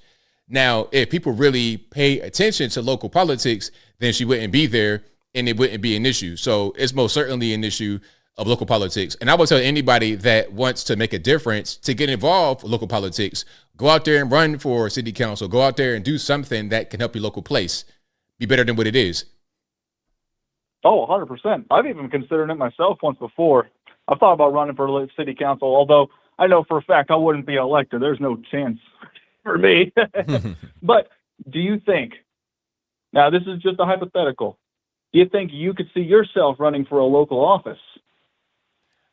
Yeah, I think so. Eventually, you know, I've been getting that question for a long time. I've been getting asked that question when I was a little kid, like way back before the internet even existed. I've been getting asked that question because I've always been kind of the same way, really outspoken and just, you know, walking to the beat of my own drum. So that may be a thing that I do, especially if people really want me to do it and they're lobbying for me to do it.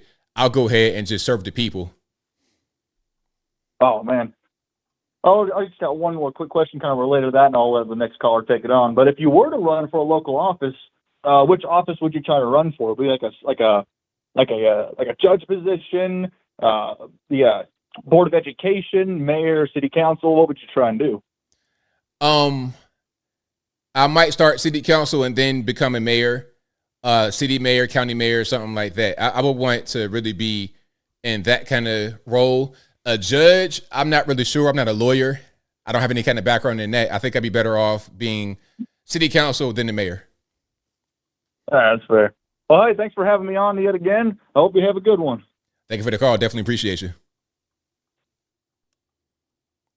All right. Yeah, I think, you know, again, I've been getting asked that question since I've been a little boy, like 7, 8 years old.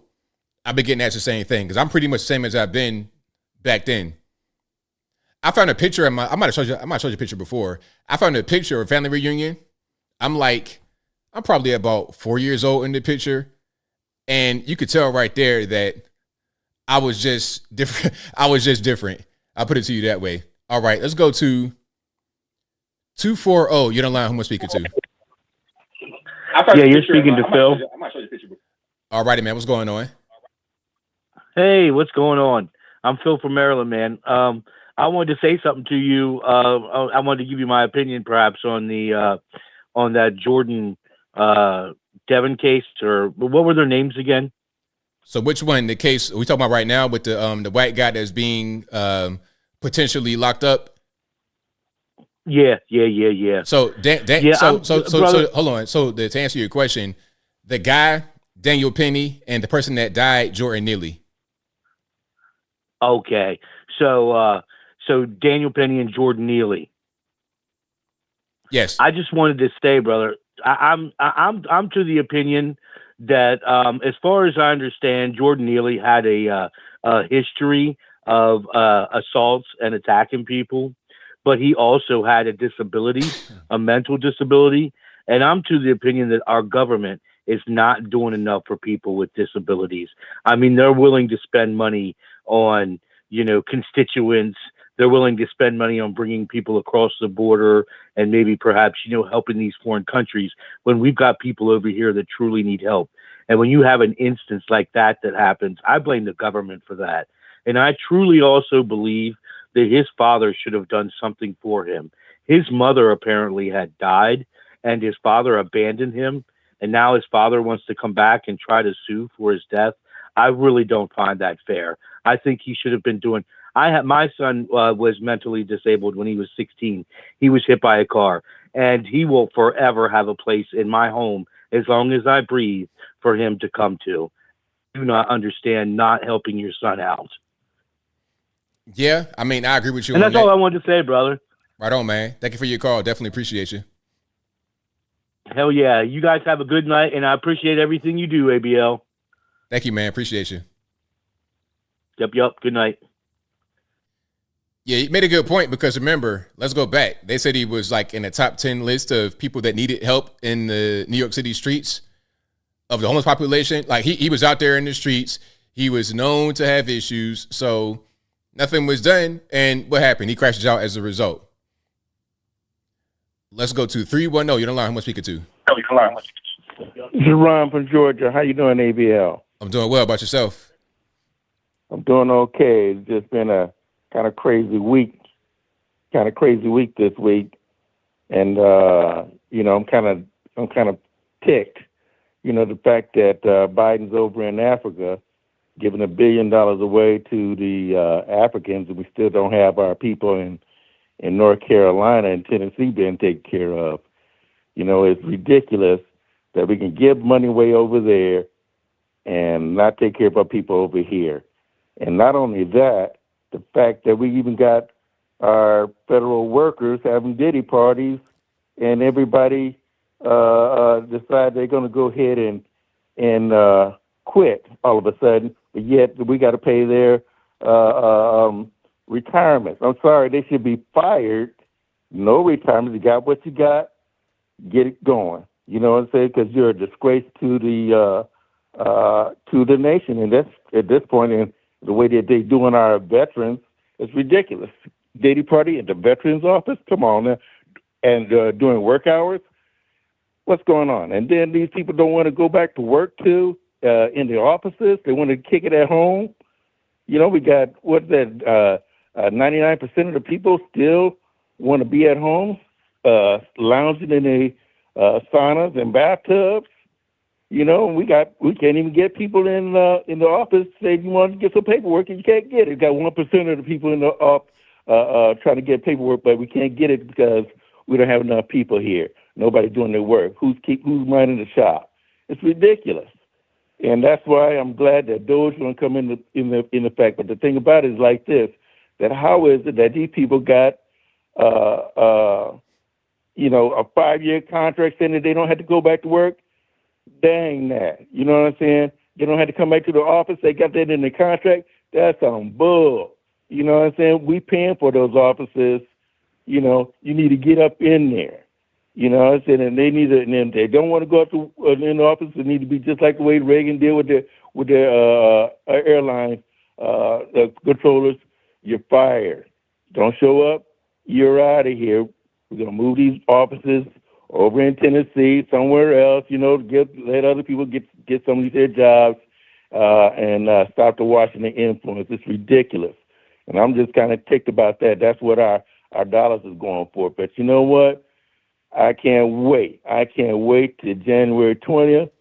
I can't wait till we can get this country and write this Titanic. Because right now, like I said, Joe Biden and the rest of his cronies are trying to sabotage what little left time that they have. They're just trying to just throw the monkey wrench in there and try to mess things up. But you know what? God is still sovereign. We still gonna come out okay. You know, but these people need to stop all this nonsense. It's ridiculous. Like I said, it's funny that at the beginning of this year, it was, Cat Winters, almost prophesied what's going to go on this whole year. Or everything's going to be found out. And, man, we find out so much stuff right now, it's just making your head swim. How could these people continue to do these things, wholeheartedly? I mean, come on now. They just playing us for a fool. But you know what? I'm not Boo Boo the Fool. We're not that person. You know what I'm saying? It's time to get this country back right. And if you don't want to work, don't work. Somebody else will really take your job. We got no problem right there. So anyway, I just say praise God, brother. You know what? You just keep doing what you do. I just had to come rant a little bit today. But I told my wife, I said, she said, you going to call in? I said, if I call in, I'm going to have a rant. So anyway, I'm just ranting for America. We got to get this here thing right. I'm tired of paying taxes, and they throwing my money away like that, throwing our money away, because this is our money. It's not their money. It's our money. They doing it like Kamala campaign. So anyway, praise God, my brother. You just take care of yourself, beloved. I love you, man, and you're awesome. Okay, you just take care. Thank you for the call, man. Definitely appreciate you. All right then, buddy. Bye-bye. All right. Great call. Fantastic call. And yeah, I think I might do a story on that. Did you guys see the article I pulled up right quick? When he was talking, it was at a VA in Tennessee, actually, in Johnson City, which is in the north and east, closer to Virginia, North Carolina border. Well, Virginia, I would say Virginia, Kentucky border. Anyway, there was an orgy in the VA up there. So it's like, what are we doing with the taxpayer revenue? All right, you got veterans just trying to get to the VA to get X, Y, and Z done. Meanwhile, they're in there just doing whatever. So, yeah, not a very good use of resources, I would say. Let's keep on rocking and rolling. 409, you don't know. Okay, I might have been a little bit too slow to answer that one. All right, let's go to. Okay, let's go. 409, you don't know who's speaking to. Hey, what's going on, ABL? This is Colin from Texas. How you doing? I'm doing well. About yourself? I'm good, brother. Thanks for asking. So I just wanted to start by saying I am so thankful that I am married and I don't have to worry about finding a wife. If I ever had to find another wife, I probably wouldn't, because women these days are insane, bro. I am watching all these clips of all these ladies, if you want to call them that, protesting, having sex because they can no longer get quote unquote get abortions. Aren't you kind of owning yourself by doing that? You're telling the whole world that you'd rather have no sex than have safe sex. Girl, you're nasty. First and foremost, let's just get that out of the way. But why do we not push harder on forcing them to, I guess, address their terms, right? The argument used to be safe and rare, and then Donald Trump comes out and says he believes in the exceptions as far as, the R word, incest, or the life of the mother. But that's not reasonable enough, right? Can you help me understand, like, what is it that they want? These radical feminists who just want abortions on demand 24/7 for any reason. I mean, what is the rationale behind it aside from just being evil and for the sake of convenience? Because I really don't see what it could possibly be. Well, they want to do whatever they want to do whenever they want to do it. That's all. And then also, a lot of them have been brainwashed by educators, by television, movies, music, to believe that's a good thing to do, to believe that deleting your babies is totally fine. So when someone says they can't do it, then they want to retaliate because that's what they've been taught their whole life, that it's okay, that it's fine. So if you go against what they've been taught forever, now you're the enemy. That's pretty much what's going on here. Man, I'll tell you what, we need Jesus more than ever these days, man. I am thankful that Donald Trump is president once again. I am thankful that J.D. Vance was right, that women love their children way more than they love their cats. And I am hopefully optimistic for the next 4 years. I appreciate you taking the time, brother. Thank you for the call, man. Definitely appreciate you. Yep. Have a good night. Yeah, man, that whole baby deletion thing, that's what they really lean on.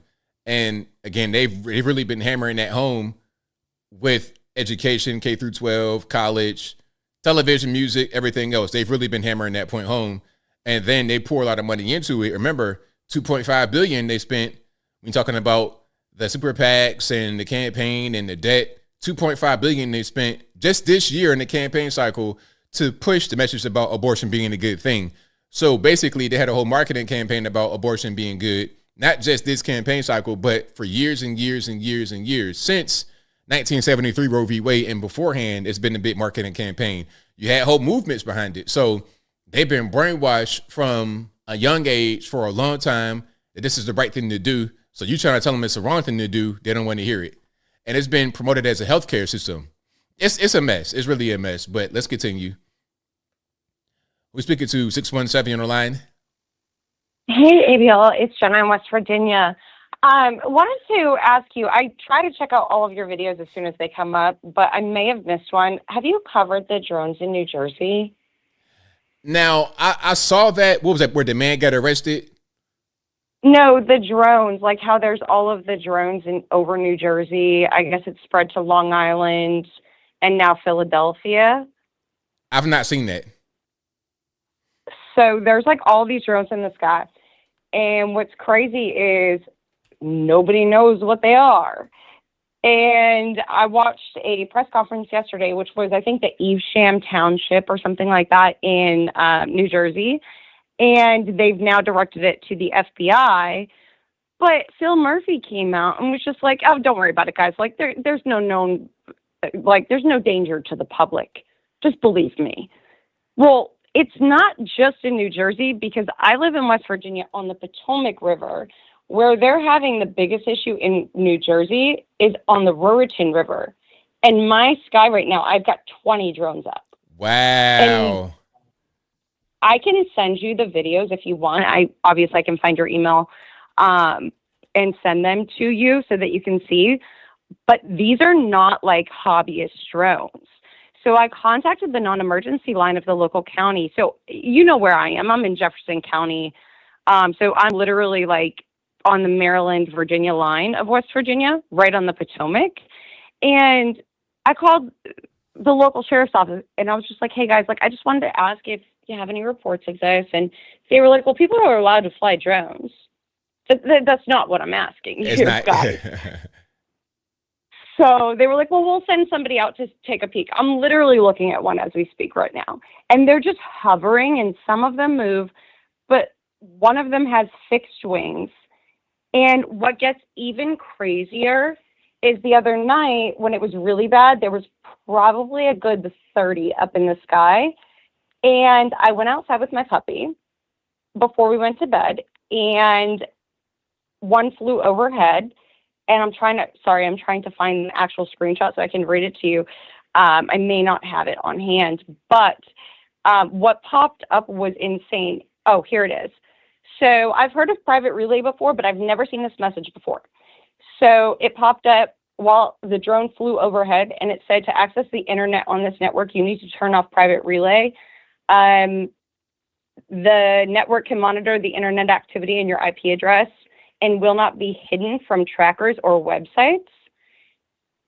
And I have an iPad that's not connected to cell service. So I ran inside. It's on the same Wi-Fi network, and I checked that, and no message on that one. That one worked fine. And as soon as it passed, we were all good. But they're thinking that it's just like some hooligan putting up these 20 drones. No, this is happening in a lot of places. It's literally happening here too. So, okay, now, hold on. I got to ask a question. So you say these have like fixed wings, like airplanes? One of them has fixed wings. There's a couple. So yesterday I saw one with fixed wings, and on Tuesday I saw one with fixed wings. Wow. They have strobing lights. So you can and the strobing lights are, right now they're red. But typically they're red and green, one on each side. Like I said, I'll email you the video so you can see. It's not a helicopter. And I also, just to be sure I'm not crazy, I downloaded, obviously flight tracker apps and stuff like that to make sure like and those track like medevacs and everything. So there was nothing above me in terms of that. These are drones. Wow. Yeah. And we just want to know what they're doing. Why are they up there? And why is everybody just saying, don't worry about it? There's no threat to the public. Yeah, there's something going on because that's not a normal sight to see. These are not, like you said, these are not hobbyist drones. Like, it's not just what you would buy from Best Buy to go up in the sky and just look at, somebody's house or some landscape. Like, these are real deal, like military, you would say, like military type drones. Yeah, you can actually hear them buzzing overhead and not buzzing like a helicopter. So we have helicopters that go over, of course, but you can hear the helicopter. It's a completely different sound. I actually had somebody on Twitter respond to, because I posted it on Twitter, and somebody responded today and said she actually saw two that were in broad daylight today in my town, Shepherdstown, which is insane because the officials are saying, like, the Pentagon commented on it, and they were like, well, they wouldn't have their lights on if they were foreign entities and didn't want to be noticed. Really, guys, you let a spy balloon fly clean across the country. I don't really think they care. Right, exactly. The funny thing is, so I contacted the local sheriff's office. The state police called me back, and they were like, well, contact the FBI, because there's a USA article that was just posted like 5 hours ago that said, if you have any like videos, please send them to the FBI, because apparently now the FBI, because they're really going to investigate this one. I can't. The number one option that you get when you call the FBI is please press 1 if you have any information about somebody who participated in January 6th. Wow. Unreal. I can't with these people. But yeah, if you could look into it, I will email you the videos. But like, this is way more nefarious, I think, because it's everywhere. And it's just concerning because it seems like it's around a lot of like major hubs. If you think about New Jersey, it's Philadelphia Airport, Jersey airports, Newark, LaGuardia, JFK, and here we have IAD in Dulles. Like, it's very, very concerning. Yeah, I agree. Yeah, that's something to keep an eye on. So I'm gonna look into it. This is my first time hearing about it, so definitely I'm gonna look into it and see what's going on. Thank you so much. Have a great night. Thank you for the call. Appreciate you. Bye. Yeah, I can't believe I haven't seen that. And you guys know I'm like all into the news. I'm reading every website that exists. I got all kind of notifications and alerts. I've not seen this. I don't know why, but yeah, I just looked for it and I'm seeing a lot of different things. Large drones at night triggers FAA flight restrictions. Mystery drones sighted over New Jersey shore. Unidentified drones light up New Jersey skies, baffling residents. So it's all over the place. New York, New Jersey, large drones, not just these little small things. Hold on. Let me see if I can pull it up. Yeah, that's crazy. Hold on. Drones, New Jersey. I'll probably do a video on this, of course, but I just want to see what I can find right now. Went outside to prove my point, and this is over my house right now. What is that? This is a video of the Morris County drones with characteristic triangle lights on the back or underneath. My wife and I were driving. We saw one right up above us that was the size of our car. I mean, it's crazy. They're very fast. They dart around, but no one can figure out, like, why are they here? The rumors have gone from Russian spies to people stalking Trump to aliens, so nobody really knows what's going on, but it's definitely concerning. It's suspicious to me, obviously. It's creepy.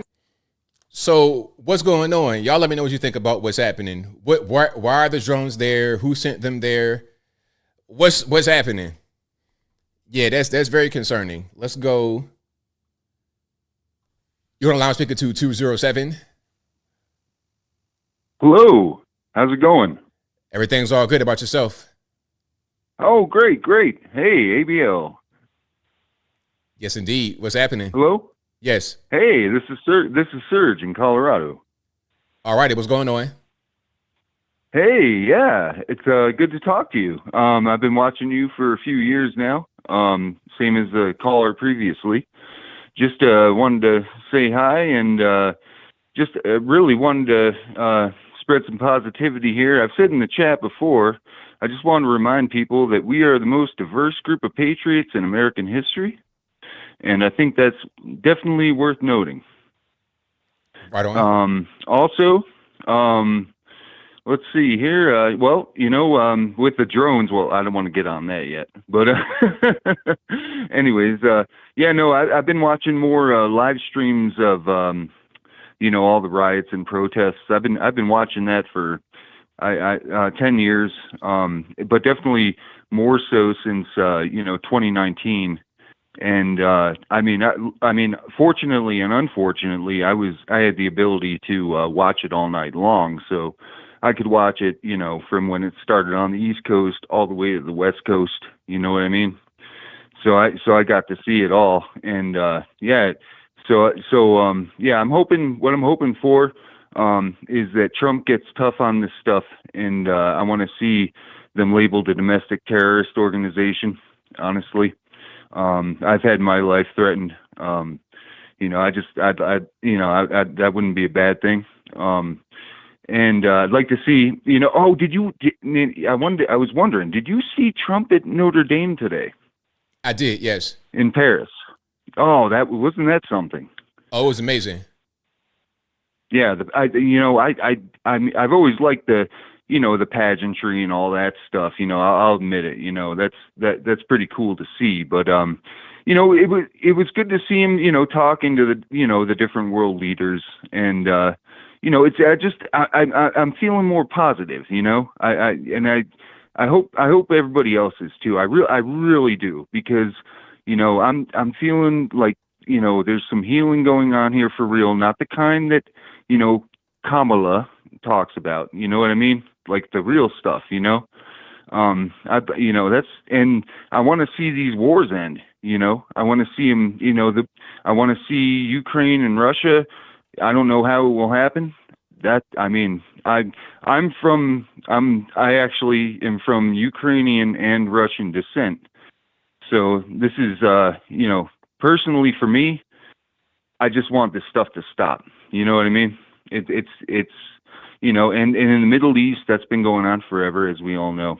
And I'm hoping, I'm positive, man. That's what I just wanted to call in and just be, kind of send some positivity. And I think things are going to head in the right direction, man. What do you think?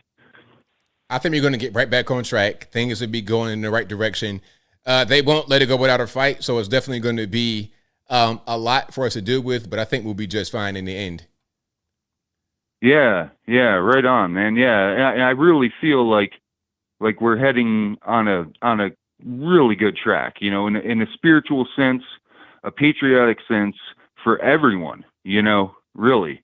I think things are going to get better. So I just wish everyone a Merry Christmas, Happy Holidays, or whatever your jazz is. And thanks for letting me call in, man. I appreciate it. Thank you for the call, man. Definitely appreciate you. Yeah, have a good night. Same to you. All righty. Great call. Shout out to the caller. Shout out to you guys. I appreciate y'all. You guys are the best audience anywhere on these interwebs.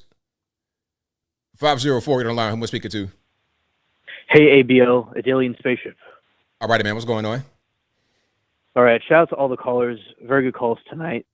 And I think that, it's very interesting about the drones. Last night in my late stream, I was talking about the drones that were going over a base over in England, and they're not really too sure where they're coming from. And the speculation, similar to what the other caller said, that they could be from the countries like Russia, China, those places, or possibly, they certainly seem like they're drones, but people say they could be aliens or something like that.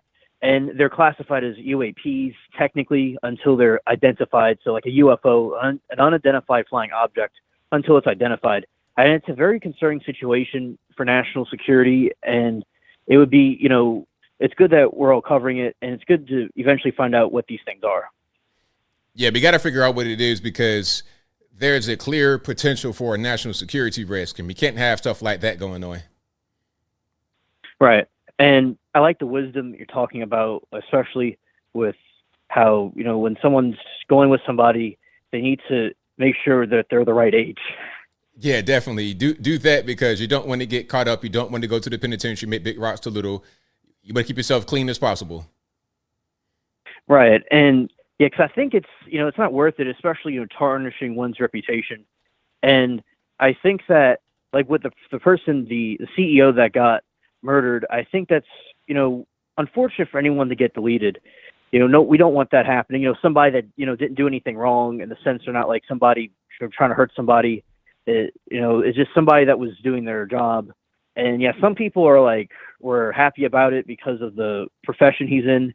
But it's like, that's not, we need to not be like that, because, it could cause a chain reaction of destruction both ways. Absolutely, 100%. Yeah, because, people need to feel more compassion for each other. And I think that would cause a chain reaction at the same. And, looking at the picture of the dude, yeah, my mom sent me the link about the picture that was shown. Yeah, he looks like, to what y'all were saying, that maybe some sort of Mediterranean or maybe Spanish or something. He could be from really anywhere. He's not, black, I don't think. Yeah, it's just really hard to tell, what he is exactly. He just kind of he's like a non-player character, looking person. Yeah, pretty much. You don't know what he could be. He could be pretty much just neutral, anything. He looks kind of like the Wojak character. Right, correct. Yeah, and also I think that it's also that situation, knowing what the motives are would be good, because what kind of movement are they trying to start? Was it somebody from the far left? Was it somebody that had a personal problem? That is something else that will be good to see come out over time. Right, of course. Yeah, and also about the incident, somebody's mentally ill and they're causing harm to people on a subway. I think that's wrong. And some people I was chatting with, some people were saying, the person was trying to be, was funny sometimes, or did funny reenactments of things. But it's like if you're going and threatening yourself, like hurting yourself or others, the person needs to not be doing that. Yeah, I mean, that kind of person is dangerous. They're erratic. If they don't really mind hurting themselves, they don't mind hurting anybody else. And it can be very random, unprovoked, just random attacks. That kind of person you don't want to be on the subway with you, unrestrained or without anyone to defend you if that person just decides to crash out. Correct.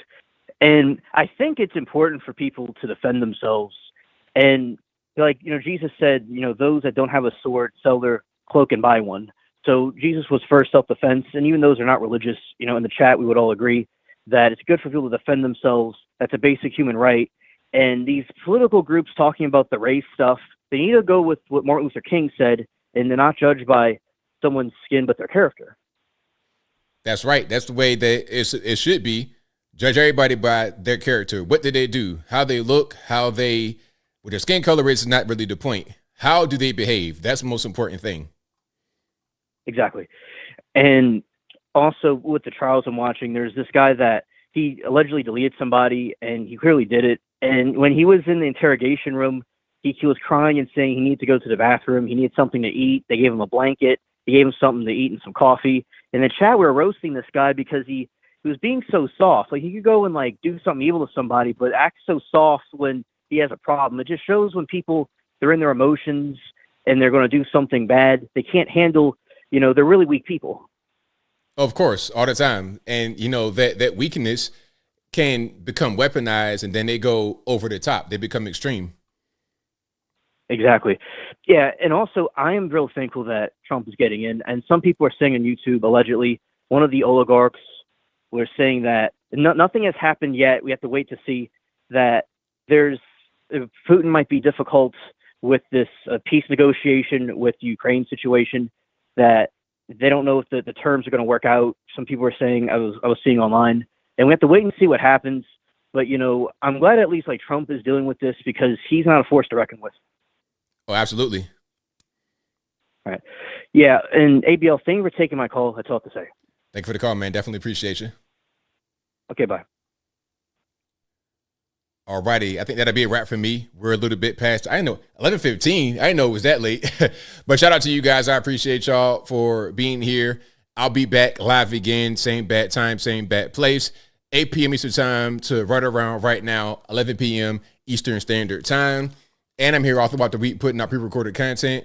We got Rumble. Of course, you guys know I'm on Rumble. Let me go ahead and just show you guys that right quick if you have not followed me on Rumble yet. Shout out to them. Good people. Good website. They have definitely improved. If you've not been on Rumble in a while, they've definitely improved their setup and everything. Let me show you guys that right quick. We're at 514 followers. We're going to keep running it up. Get to 1,000, 10,000, 10 million, whatever it is. So shout out to you guys who've already followed me on Rumble. We're going to keep putting content on there. If you really don't want YouTube and you want Rumble only, we're going to do that. And I think I might experiment with different thumbnails without the top text part. We'll see. I might just do the 3-up picture with the gradient. We'll see. We'll see how we're going to do. But I am on Rumble. You can see I'm verified on there. So if you search Anthony Brian Logan, you search ABL, you're going to find me. I'm real easy to find on Rumble. I'm on Facebook, Instagram, TikTok, YouTube. I'm everywhere. All right. Even if they ban TikTok, I'll be all right, because it's not really that big of a deal. You guys support me on YouTube the most, but I'll be everywhere. If you're on Facebook and you feel comfortable there, follow me on Facebook, Instagram, wherever. And I might start putting videos on Twitter. A friend of mine told me, hey man, put them on Twitter too, because they monetize. So we'll see. But of course, you guys, please follow me on Rumble. This is an audio streaming podcast you're listening to right now. It'll be available on your favorite audio streaming platform, whether that be Google Play, Spotify, Apple, iTunes, etc. Link for that will be in the description, or just go to your favorite audio streaming platform and search ABL Live. I should pop right on up. All right. Do I have all super chats? I may. I think I got 2 more. But shout out to you guys for watching, retweeting, super chatting, whatever you're doing. I could not do this show without you. Shout out to the mods for keeping the trolls in check. I really, really appreciate y'all. All my links, everything that you need will be in the description box below the video, as always. All right. Thank you to Elizabeth Peterson for your super chat. It says vibes. I like that. Shout out to the vibes. And thank you to Brian Henderson who says, love to see you at your meet and greet in ATL. Yes, we're going to do that ASAP. A lot of y'all been still commenting on the community posts about where we're going to go. So I'm behind the scenes trying to make that happen. I got to go somewhere tomorrow, and we may do something about where I'm going. I'll let you know where I'm going after I'm done. But I will see you guys again on the stream Wednesday, Saturday. I'm here all the time doing pre-recorded. Uncle ABL is coming back. I'm going to keep saying it, and I will do it. But that'll be a wrap for me. So until next time, y'all be safe. I'm out, and peace.